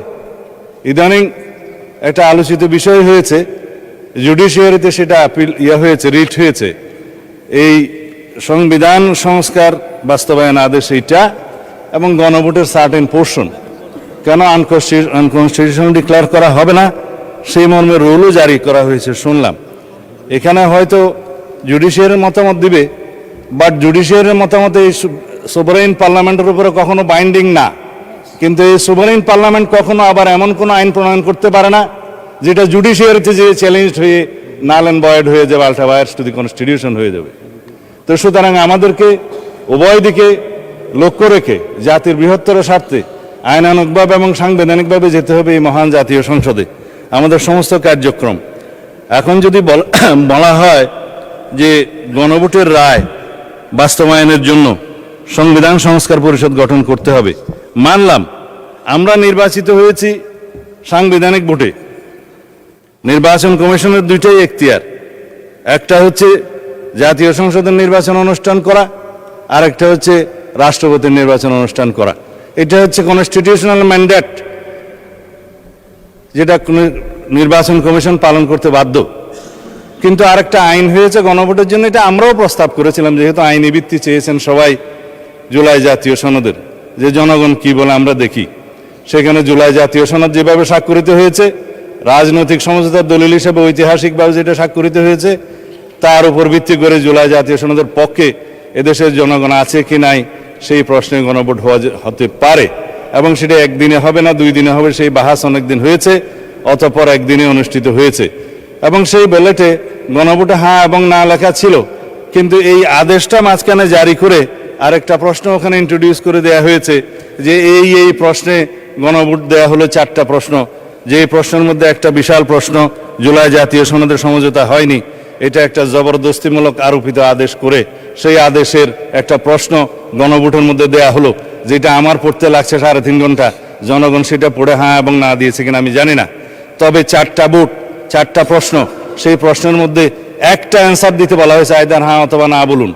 কিন্তু 4টা ভোটে তো 4টা প্রশ্ন থাকা উচিত ছিল, যে আমরা কোন কোন প্রশ্নে হ্যাঁ বলবো, কোন কোন প্রশ্নে না বলবো, সেই অপশনও ছিল না। আমি সেই লম্বা বাহাসে যাচ্ছি না, তারপরও গণভোটের রায় যদি বাস্তবায়ন করতে হয়, সেই গণভোট এই আইন অনুসারে, সেই রায় অনুসারে সংবিধানে আগে সংস্কার আসতে হবে, সংবিধানে সংশোধন আসতে হবে। সংবিধানে যদি সেটা আমরা গ্রহণ করি, তারপরে সেই গণভোটের রায় বাস্তবায়নের জন্য তখন সংবিধান যদি এটা কন্টেইন করে, ধারণ করার পরে তখন যদি পরিষদের সদস্য হিসেবে শপথ নিতে হয়, সেটা তখনকার ব্যাপার হবে, সেটা আমরা let us have debate on it. তবে এখন এই সংবিধান সংশোধনের জন্য আমরা এই সেশনে বিল আনতে পারবো কিনা সেটা যথেষ্ট সন্দেহ আছে।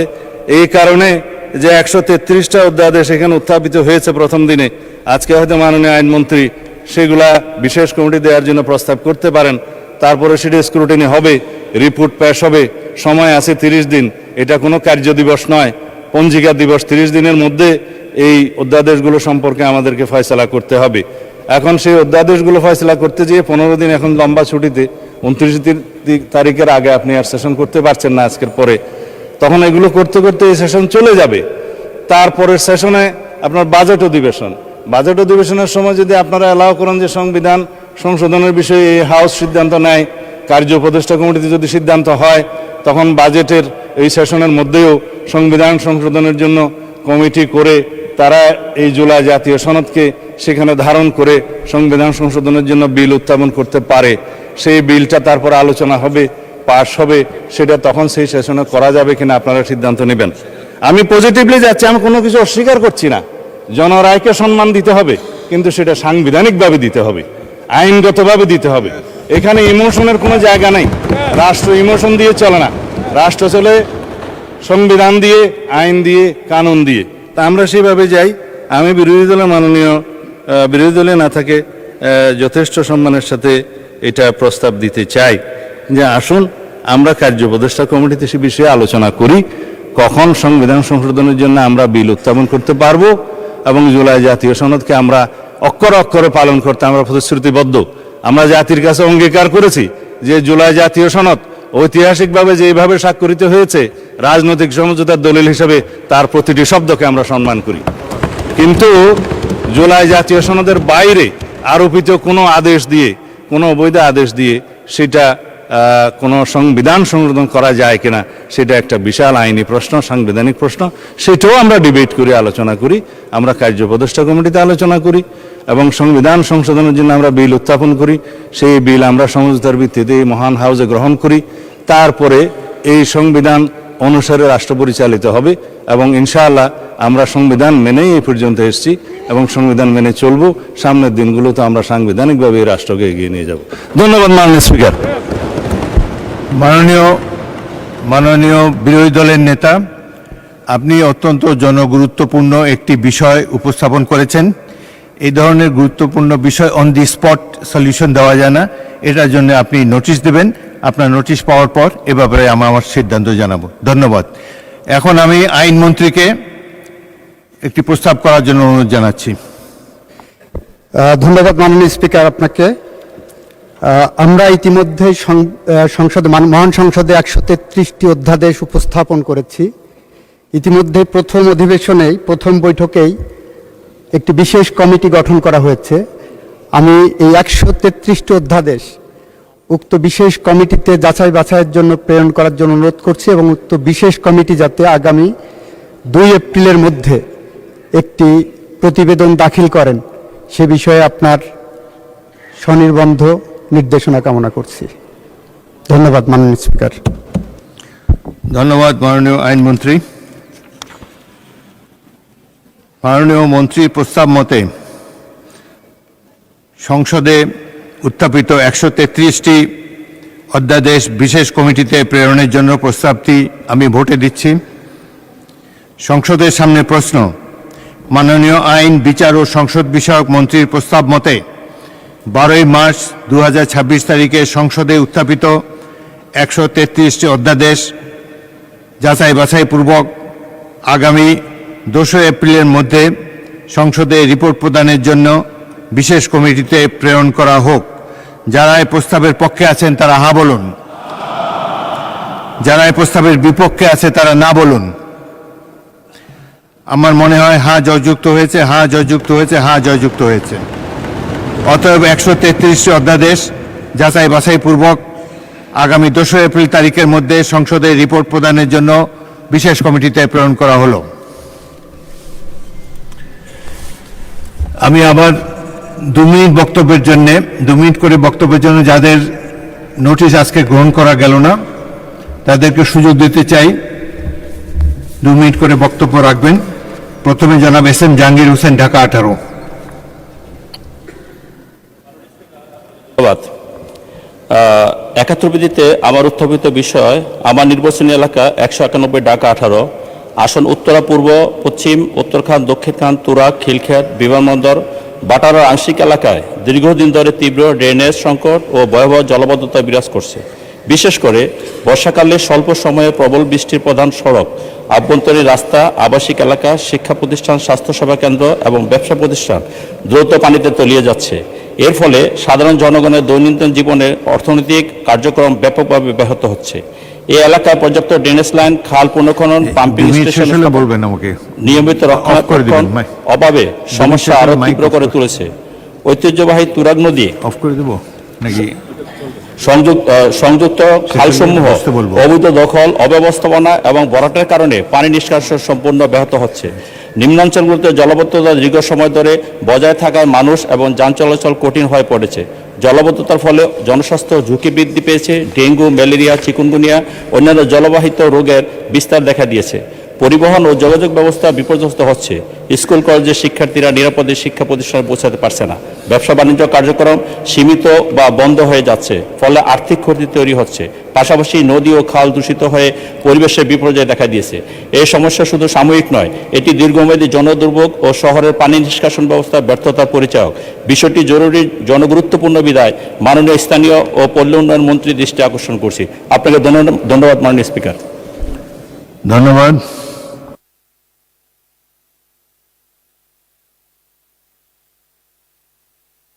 জনাব সরওয়ার জামাল নিজাম, চট্টগ্রাম 13।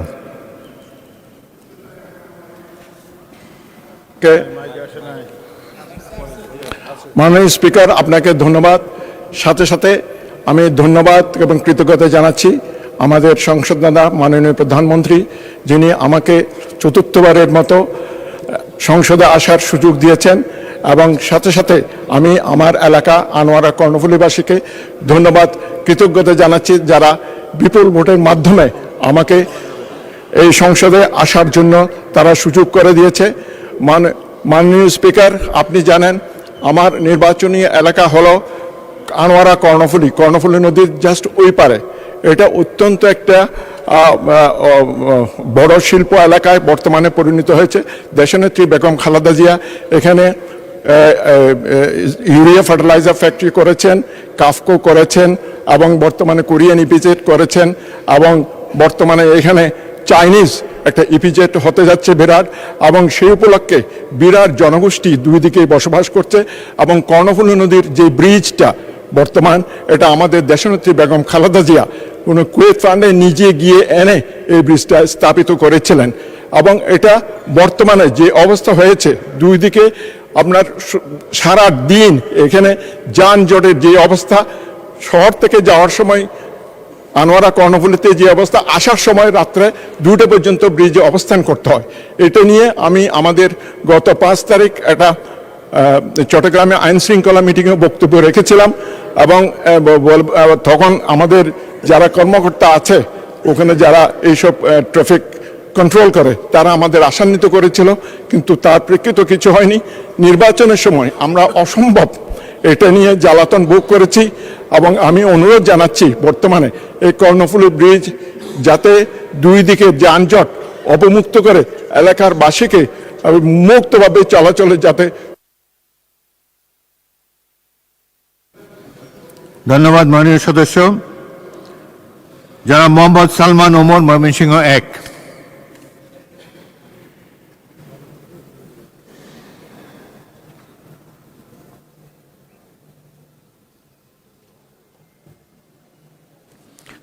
অনুপস্থিত।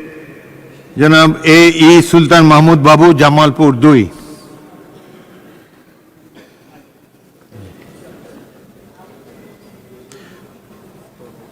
জনাব আবুল কালাম আজাদ সিদ্দিকী, টাঙ্গাইল 7।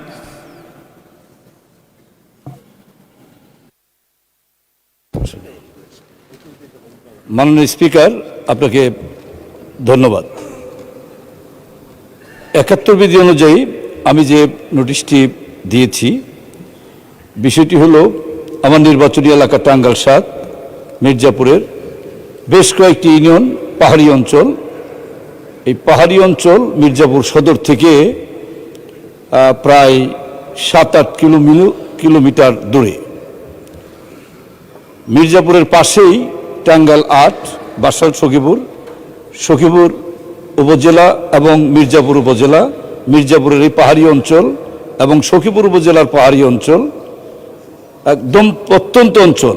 এই অঞ্চলের মানুষ স্বাস্থ্যসেবার থেকে বঞ্চিত আছে দীর্ঘকাল।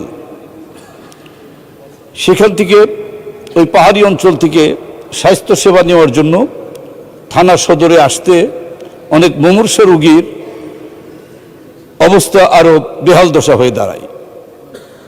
রাস্তায় অনেক রোগী মৃত্যুবরণ করেছে ইতিপূর্বে। এই জন্য আমি জনগণের স্বাস্থ্যসেবা জনগণের জন্য জনগণের দুর্গরায় নেওয়ার বিষয়ে মাননীয় স্বাস্থ্যমন্ত্রীর দৃষ্টি আকর্ষণ করে 71 বিধিতে আমি এই নোটিশটি দিয়েছি। স্বাস্থ্যসেবা মানুষের জন্য গুরুত্বপূর্ণ একটা সেবা, সুস্থ থাকা একটা গুরুত্বপূর্ণ বিষয়। এই জন্য টাঙ্গাইল 7 মির্জাপুর উপজেলার এই পাহাড়ি অঞ্চলে স্বাস্থ্যসেবা নিশ্চিত করার জন্য একটি হাসপাতাল নির্মাণ হলে শুধুমাত্র মির্জাপুর উপজেলার জনগণ উপকৃত হবে না, আমাদের পাশেই বাসাইল সখীপুর থেকে নির্বাচিত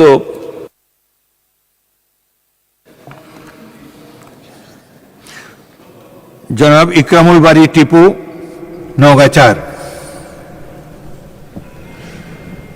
বিসমিল্লাহির রহমানির রহিম। মাননীয় স্পিকার, আমাকে 2 মিনিট বক্তব্য রাখার সুযোগ দেওয়ার জন্য আপনাকে আন্তরিক ধন্যবাদ জানাচ্ছি। সেই সঙ্গে ধন্যবাদ জানাচ্ছি আমার নির্বাচনী এলাকা 49 নওগাঁ 4 মান্দা উপজেলার সর্বস্তরের জনগণকে, যারা আমাকে এই সংসদে এসে তাদের পক্ষে কথা বলবার জন্য সুযোগ করে দিয়েছেন। আমি 71 বিধিতে জরুরি জনগুরুত্বপূর্ণ বিষয় সম্পর্কে যে নোটিশ দিয়েছিলাম তার বিষয়বস্তু হচ্ছে আমার নির্বাচনী এলাকা মান্দা উপজেলায় সরকারিভাবে একটি শিশু হাসপাতাল স্থাপন করার প্রসঙ্গে।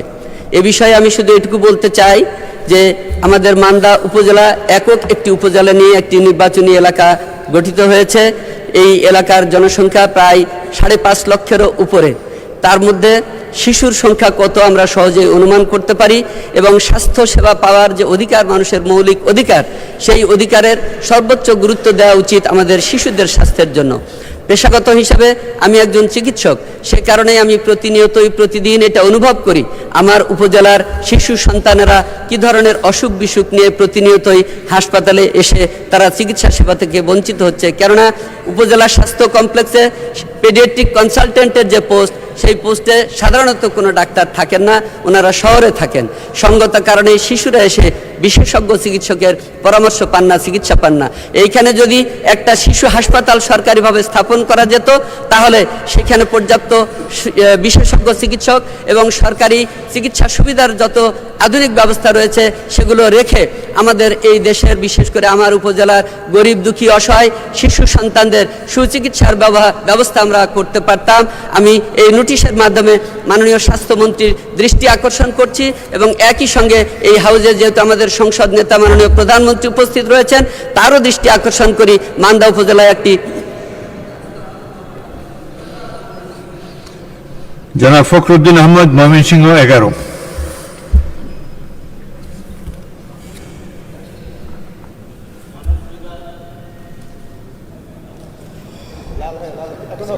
মাননীয় স্পিকার, আপনাকে ধন্যবাদ আমাকে সুযোগ দেওয়ার জন্য।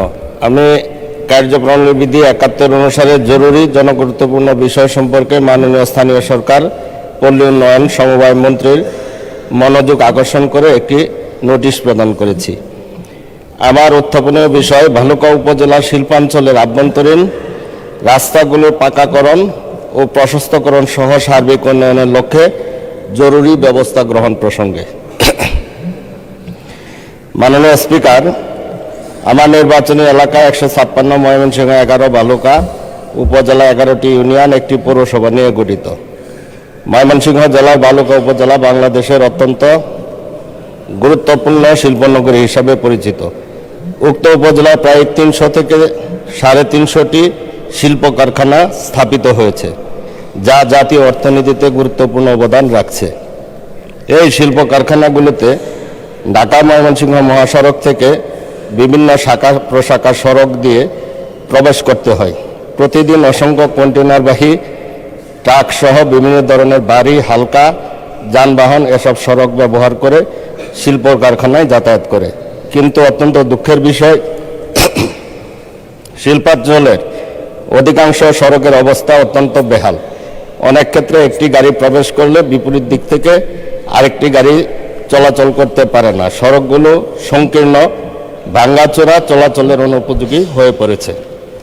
উল্লেখ্য, আমার নির্বাচনী এলাকায় অবস্থিত শিল্প কারখানাগুলো সরকারের কোষাগারে উল্লেখযোগ্য পরিমাণ রাজস্ব প্রদান করে থাকে। জাতীয় রাজস্বের একটি বড় অংশ শিল্পাঞ্চল থেকে অর্জিত হয়।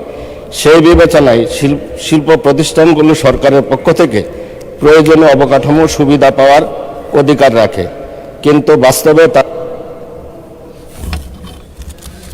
ধন্যবাদ। জনাব AM মাহবুব উদ্দিন, নোয়াখালী 1।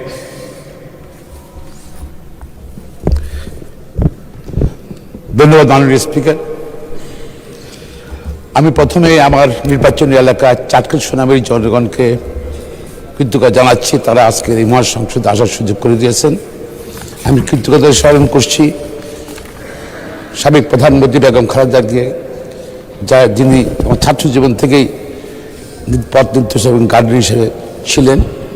আমি ধন্যবাদ জানাচ্ছি মাননীয় প্রধানমন্ত্রীকে, যার নেতৃত্বে বাংলাদেশে বিএনপি 2/3 মেজরিটি পেয়েছে এবং বিগত 17 আন্দোলন সংগ্রাম করেছিল স্বৈরাচারের বিরুদ্ধে। মাননীয় স্পিকার, আমার নির্বাচনী এলাকায় কত বন্যার সময় প্রায় সব রাস্তাঘাট ডুবে গেছে, বিকজ এটা ভাটি এলাকা, নোয়াখালী এলাকা। বন্যা হলে পানি সব দিক দিয়ে নামে। আমরা 130টা বন্যা আশ্রয়কেন্দ্র করেছিলাম মানুষের জন্য। এরপর রাস্তাঘাট সব ভেঙে গেছে এবং রাস্তা কোনো ব্যবহার অনুপযোগী সব করে। এবং এই জন্য আমি মাননীয় স্থানীয় সরকার মন্ত্রীর দৃষ্টি আকর্ষণ করছি যেন অবিলম্বে আমাদের নির্বাচনী এলাকায় চাটখিল সোনাবাড়ি রাস্তাগুলো এবং পুনর্নির্মাণ করা হয়।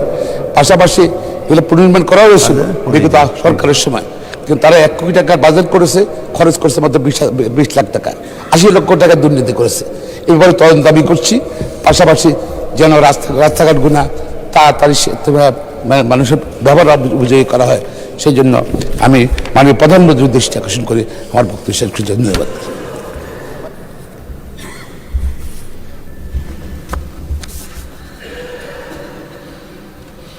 জনাব মোহাম্মদ জালাল উদ্দিন, চাঁদপুর 2।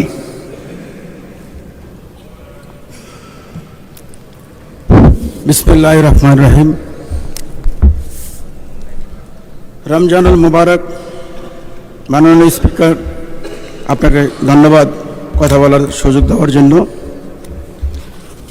আমি শ্রদ্ধার সহিত স্মরণ করছি স্বাধীনতার ঘোষক শহীদ রাষ্ট্রপতি জিয়াউর রহমান। আমি আত্মার মাগফিরাত কামনা করছি ওনাকে সহ 3 বারের সফল প্রধানমন্ত্রী আপস নেত্রী বেগম খালেদা জিয়ার। ধন্যবাদ জানাই হাউস লিডার ও মাননীয় প্রধানমন্ত্রীকে এবং ওনার পরিবারের সকল সদস্যের ন্যাক হায়াত ও দীর্ঘ জীবন কামনা করছি। আমি কৃতজ্ঞতা জানাই আমার নির্বাচনী চাঁদপুর 2 এলাকার সর্বস্তরের নরনারী, হিন্দু মুসলিম সকলকে, যারা আমাকে 1,15,850 ভোট ব্যবধানে এবং প্রতিটি কেন্দ্রে জয়যুক্ত করে আমাকে সম্মানজনকভাবে নির্বাচিত করেছেন। আমি সেই মতলববাসীর কাছে চিরকৃতজ্ঞ। মাননীয় স্পিকার, মতলব শিক্ষা দীক্ষা একটা উল্লেখযোগ্য উপজেলা, অথচ যোগাযোগ উন্নয়নের পরশ একেবারে অবহেলিত। ঢাকা থেকে মতলবের এরিয়াল ডিস্টেন্স মাত্র 30 কিলোমিটার, 30 মাইল, অথচ আমাদের ঘুরে ঘুরে যেতে লাগে সময় 4 থেকে 5 ঘন্টা। যদি বাবেরচর গজারিয়া দনাগদা নদীর উপরে একটা সেতু হয়, মাত্র 700 কিলোমিটার একটা সেতু হলে আমরা 1 ঘন্টায় মতলব আসা যাওয়া করতে পারি। এই ব্রিজটি হলে শুধু মতলবের উন্নয়ন হবে না, সারা বাংলাদেশের উন্নয়ন জড়িত আছে এই ব্রিজের পিছনে। এই ব্রিজটি হলে মতলবের উন্নয়নের পরশ এতই পরিবর্তন আসবে যে সেখানে শিল্প কারখানা, কলকারখানা, ব্যবসা বাণিজ্য অতি দ্রুত বৃদ্ধি লাভ করবে। শুধু তাই নয়, এই ব্রিজটি হলে মতলব চাঁদপুর হয়ে চট্টগ্রামের একটা বিকল্প সড়ক হবে। আর আছে মাননীয় সদস্য জনাব লুৎফুর রহমান, কক্সবাজার 3। বিসমিল্লাহির রহমানির রহিম। আর কতক্ষণ আছে? মাননীয় স্পিকার, আপনাকে ধন্যবাদ আমাকে সুযোগ দেওয়ার জন্য। এটা চলবে আমি কতক্ষণ? কার্যপ্রণালী বিধি 71 বিধি অনুসারে জরুরি জনগুরুত্বপূর্ণ সম্পন্ন বিষয় সম্পর্কে মাননীয় স্থানীয় সরকার, পল্লী উন্নয়ন ও সমবায় মন্ত্রী মহোদয় মনোযোগ আকর্ষণ করে নোটিশ দিয়েছি। আমার নোটিশের উত্থাপনীয় বিষয় হচ্ছে কক্সবাজার জেলা সদরের কক্সবাজার পৌরসভাকে সিটি কর্পোরেশনে উন্নীতকরণ প্রসঙ্গে। আমি এই প্রসঙ্গে বলতে চাই, এই কক্সবাজার পৌরসভা স্থাপিত হয়েছিল 1869 সালে। আজকে থেকে প্রায় 157 বছরে আগে এই পৌরসভা স্থাপিত হয়েছিল। এইখানে আপনার প্রতি বছর প্রায় 70 লক্ষের মতো পর্যটক আসে, প্রায় 2 লক্ষের মতো দেশি বিদেশি পর্যটক এখানে ভ্রমণ করে। এখানে আপনার আন্তর্জাতিক ক্রিকেট স্টেডিয়াম, আন্তর্জাতিক বিমানবন্দর সহ অনেক কিছুই এখানে আছে, যার কারণে ছোট্ট পৌরসভার জনবল নিয়ে, অবকাঠামো নিয়ে এত বড় শহর পরিচালনা করা সম্ভব না। তাই আমি মাননীয় স্থানীয় সরকার, পল্লী উন্নয়ন এবং আমাদের মাননীয় প্রধানমন্ত্রীর কাছে অনুরোধ করব যাতে কক্সবাজার পৌরসভাকে সিটি কর্পোরেশনে উন্নত করা হয়। ধন্যবাদ মাননীয় স্পিকার। ধন্যবাদ মাননীয় সদস্য। পরবর্তী বক্তা জনাব আবু ওয়াহাব আকন্দ ওয়াহিদ, ময়মনসিংহ 4। ধন্যবাদ মাননীয় স্পিকার। আপনার মাধ্যমে সংসদ নেতা, তারুণ্যের প্রতীক জনাব তারেক রহমান সাহেবকে 18 সনে এবং 26 সনে আমাকে মনোনয়ন দিয়ে যে মূল্যায়ন করেছেন তার জন্য ধন্যবাদ জানাই।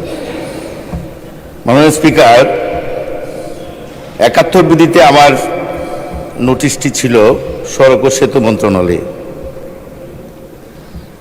আসন সংখ্যা 149, ময়মনসিংহ সদর সিটি এবং একটি সদর থানা নিয়ে গঠিত। এই আসনটি 132টি ওয়ার্ড দ্বারা বেষ্টিত। আমার উপজেলাধীন 3 নং বুড়োচর ইউনিয়ন একটি খুব গুরুত্বপূর্ণ বাজার। কাছারি বাজারে নামা হইতে বাগেরকান্দা পর্যন্ত একটি বেইলি ব্রিজের প্রয়োজন প্রসঙ্গে ব্রহ্মপুত্র নদ দিয়ে আমাদের সিটি এবং এই সদর থানাটিকে বিভক্ত করা হয়েছে। এই ইউনিয়নটি 0 পয়েন্ট থেকে প্রায় 45 কিলোমিটার দূরে। সেখানে সবজির পৃথিবী বলা হয়, আমরা বলে থাকি। একটি বড় বাজার, কাছারির বাজার।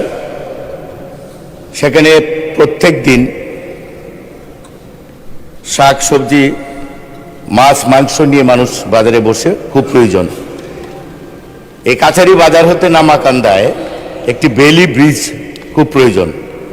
আপনার মাধ্যমে সড়ক ও পরিবহন সেতু মন্ত্রীর কাছে জানতে চাই যে এই ব্রিজটি করার জন্য কোনো উদ্যোগ নেওয়া হবে কিনা। আপনাকে ধন্যবাদ।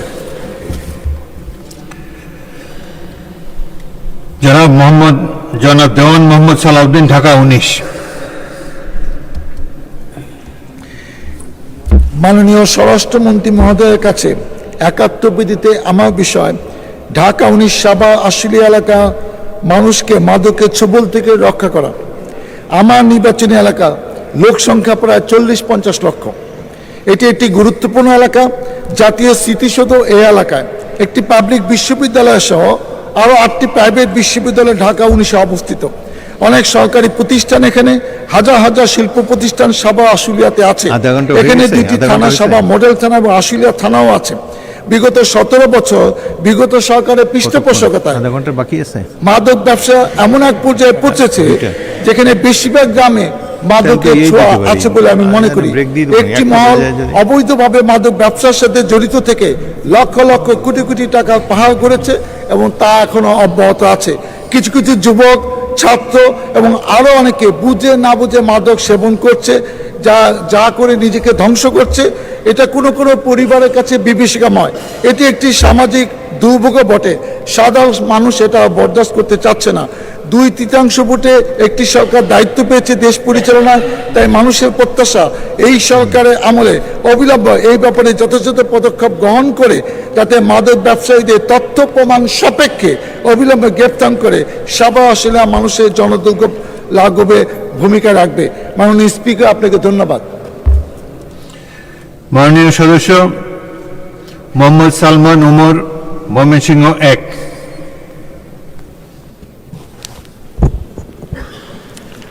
মাননীয় স্পিকার, আপনাকে ধন্যবাদ।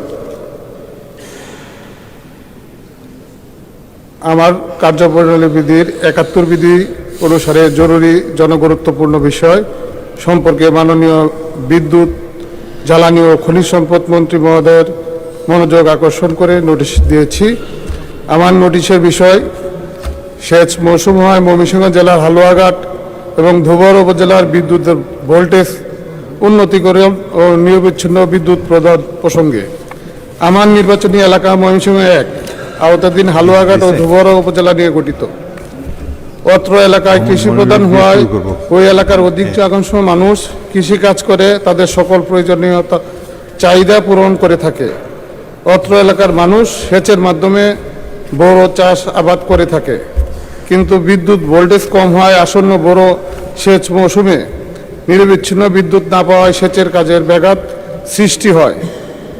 এই আসন্ন বড় মৌসুমে হালুয়াঘাট ও ধুবর উপজেলার ফসল উৎপাদনের জন্য নিরবিচ্ছিন্ন বিদ্যুতের প্রয়োজন। আর এই জন্য প্রয়োজন বিদ্যুতের ভোল্টেজ বৃদ্ধি করে 13 থেকে 35-এ উন্নতিকরণ এবং সার্বক্ষণিক যাতে বিদ্যুৎ সরবরাহ অব্যাহত থাকে এই লক্ষ্যে প্রয়োজনীয় পদক্ষেপ গ্রহণ করা।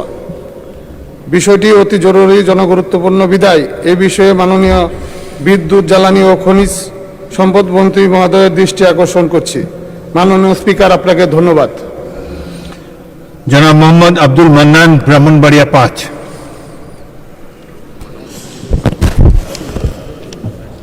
মাননীয় স্পিকার, আপনাকে ধন্যবাদ। আমি আমার নির্বাচনী এলাকা ব্রাহ্মণবাড়িয়া 5 জনসাধারণকে ধন্যবাদ জানাই, তারা যেন আমাকে ভোট দিয়ে আজকে এই মহান সংসদে প্রতিনিধিত্ব করার জন্য আমাকে পাঠিয়েছে। পাশাপাশি আমি কৃতজ্ঞ জানাই আমার প্রিয় নেতা বাংলাদেশ গণপ্রজাতন্ত্রী বাংলাদেশের প্রধানমন্ত্রী জনাব তারেক রহমানকে, উনি আমাকে সুযোগ দিয়েছেন ইলেকশন করার জন্য। আমি আজকে যে জনগুরুত্বপূর্ণ নোটিশটি দিয়েছি 71 বিধিতে, সেটি হচ্ছে মাননীয় আমাদের পানি সম্পদ মন্ত্রী বরাবরে আমার এলাকা ব্রাহ্মণবাড়িয়া 5 নবীনগর একটি বৃহৎ এলাকা, বৃহৎ উপজেলা, 21টি ইউনিয়ন, একটি পৌরসভা, 60টি ইউনিয়ন আমাদের নদী, মেঘনা নদীর ভাঙ্গনের কবলে। অবৈধভাবে বালু উত্তোলনের কারণে এই প্রতি বছরই মেঘনা নদীর ভাঙ্গন সৃষ্টি হয়ে আমাদের 4টি ইউনিয়নের যেমন বীরগাঁও, নবীনগর পশ্চিম, শ্যামগ্রাম, বরিকান্দি ইউনিয়নের অসংখ্য গ্রাম বিলীন হয়ে যাচ্ছে। আমি মাননীয় মন্ত্রী বরাবরে আবেদন জানাতে চাই যে আমাদের নবীনগরের এই 4টি ইউনিয়নের মানুষের জন্যে তিনি এই অবৈধ বালু উত্তোলন বন্ধ করবেন কিনা এবং আমাদের একটি বেড়িবাঁধের ব্যবস্থা করে দিবেন, সেই আশাবাদ ব্যক্ত করে আমার বক্তব্য শেষ করছি। আসসালামু আলাইকুম। ধন্যবাদ মাননীয় সদস্য। আধা ঘন্টা সময় অতিবাহিত হয়েছে। পরবর্তী কার্যক্রম দিনের কার্যসূচি অনুযায়ী এখন মহামান্য রাষ্ট্রপতির ভাষণ সম্পর্কে ধন্যবাদ প্রস্তাব উত্থাপন।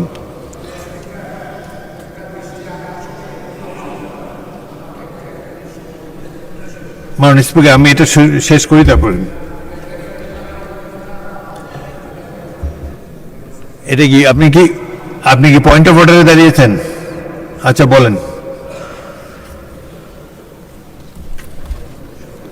মাননীয় স্পিকার, আপনাকে ধন্যবাদ। আমাদের হাউসে সাউন্ড সিস্টেমটা, আমরা তো আরো 2বার পার্লামেন্টে এসেছি, আপনিও আরো 3বার পার্লামেন্টে এসেছেন, তো এত বড় একটা বোঝা মাথার উপরে দিয়ে আমরা এখানে এই 1 ঘন্টা 2 ঘন্টা বসা সবার জন্য কষ্টকর হচ্ছে। এটা ছাড়া যাতে করে একটা সাউন্ড হয়, 91 পার্লামেন্টে দেখলাম আমরা এটা ছাড়াই পার্লামেন্ট চালাইছি। 2001 সালেও 4 দলীয় জোটের সময় হয়েছে। তো এখন এত বড় বোঝা, এটা মনে হয় একটা বাজেট করেছিল আর ওইখান থেকে লুটপাট বাহিনীরা এখানে একটা বিল করে খাওয়ার জন্য এই ব্যবস্থাটা করেছে মাননীয় স্পিকার। এই জন্য সাউন্ড সিস্টেমটা সুন্দর করার জন্য আপনার নেতৃত্বে সুন্দর করে এই হেডফোন, একদম সিম্পল হেডফোন দিলে আমরা শুনতে পাই, এত বড় বোঝার দরকার নাই। আর এটা হেডফোন ছাড়াও পার্লামেন্টের সাউন্ড সিস্টেমটা আধুনিকায়ন করার জন্য আপনার পক্ষ থেকে এইখানে ব্যবস্থা করলে খুশি হব। আপনাকে অসংখ্য ধন্যবাদ মাননীয় স্পিকার। ধন্যবাদ মাননীয় সদস্য। এই সুযোগে আমি আমার এলাকাবাসী ভোলার লালমোহন এবং তজুমউদ্দিনের সাধারণ মানুষকে ধন্যবাদ জানাতে চাই। আমার তেমন কোনো গুণ না থাকা সত্ত্বেও তারা পরপর 7 বার আমাকে জাতীয় সংসদের সদস্য হিসাবে নির্বাচিত করেছে। আমি তাদের কাছে কৃতজ্ঞ। আপনি যেটি তুললেন এই বিষয়টি আমরা বিবেচনা করে দেখব। এখন মাননীয় সদস্যবৃন্দ, মাননীয় রাষ্ট্রপতি কর্তৃক 2026 সালের 12ই মার্চ জাতীয় সংসদে প্রদত্ত ভাষণ সম্পর্কে ধন্যবাদ প্রস্তাব উত্থাপন করার জন্য মাননীয় চিফ হুইপ জনাব মোহাম্মদ নুরুল ইসলামকে আহ্বান জানাচ্ছি। মাননীয় স্পিকার, আপনাকে অসংখ্য ধন্যবাদ। আমি মোহাম্মদ নুরুল ইসলাম, চিফ হুইপ বাংলাদেশ জাতীয় সংসদ, প্রস্তাব করছি যে মহামান্য রাষ্ট্রপতি সমীপে নিম্ন উদ্ধৃত ধন্যবাদ বার্তাটি প্রদান করা হোক।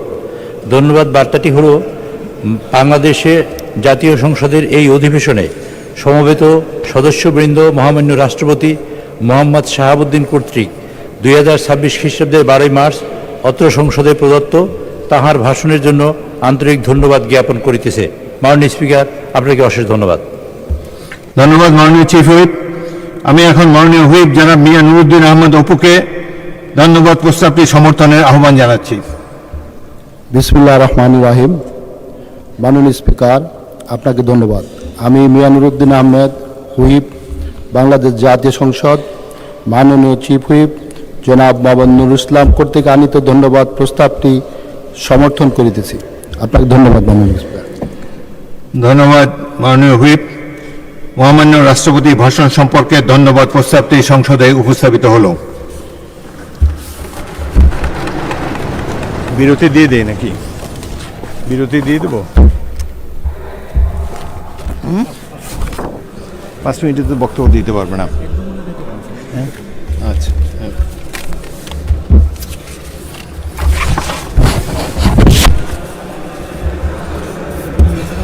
হ্যাঁ ঠিক আছে। মাননীয় সদস্যবৃন্দ, মহামান্য রাষ্ট্রপতির ভাষণের বিষয়ে ধন্যবাদ প্রস্তাবের উপর আলোচনা শুরু হবে। প্রথমে আমি বক্তব্য রাখার জন্য অনুরোধ জানাচ্ছি জনাব মোহাম্মদ মনিরুল হক চৌধুরী, কুমিল্লা 6, সময় 8 মিনিট।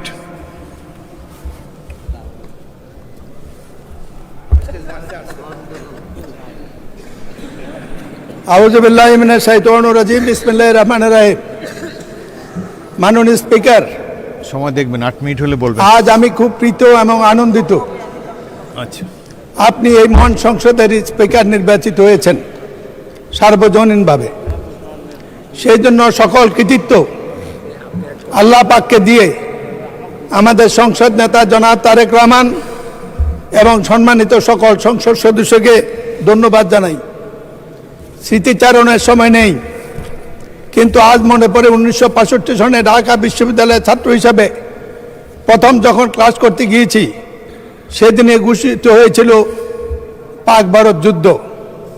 1965 সনে সেই পাক ভারত যুদ্ধের ইতিহাস হলো, তার আগে তৎকালীন স্বৈরশাসক আইয়ুব খান একটি নির্বাচন করেছিল, সেটা ছিল জালিয়াতি নির্বাচন। সকল বিরোধী দল এবং তখনকার গঠিত Democratic action committee of Pakistan, যার পূর্ব পাকিস্তানের আহ্বায়ক ছিলেন জামাতের স্বপ্নদ্রষ্টা জামাত নেতা অধ্যাপক গোলাম আজম। মাননীয় স্পিকার, সেই যুদ্ধ ঘোষিত হওয়ার পরে বিশ্ববিদ্যালয় বন্ধ হওয়ার আগে ঢাকা মাঠে খেলা দেখতে গিয়েছিলাম। আপনি তখন ওয়ান্ডার্স ক্লাবের খেলোয়াড়। আপনার ফুটবল খেলা দেখে প্রথমবারের মতো আমি সেদিনে আপনার প্রেমে পড়ে গিয়েছিলাম।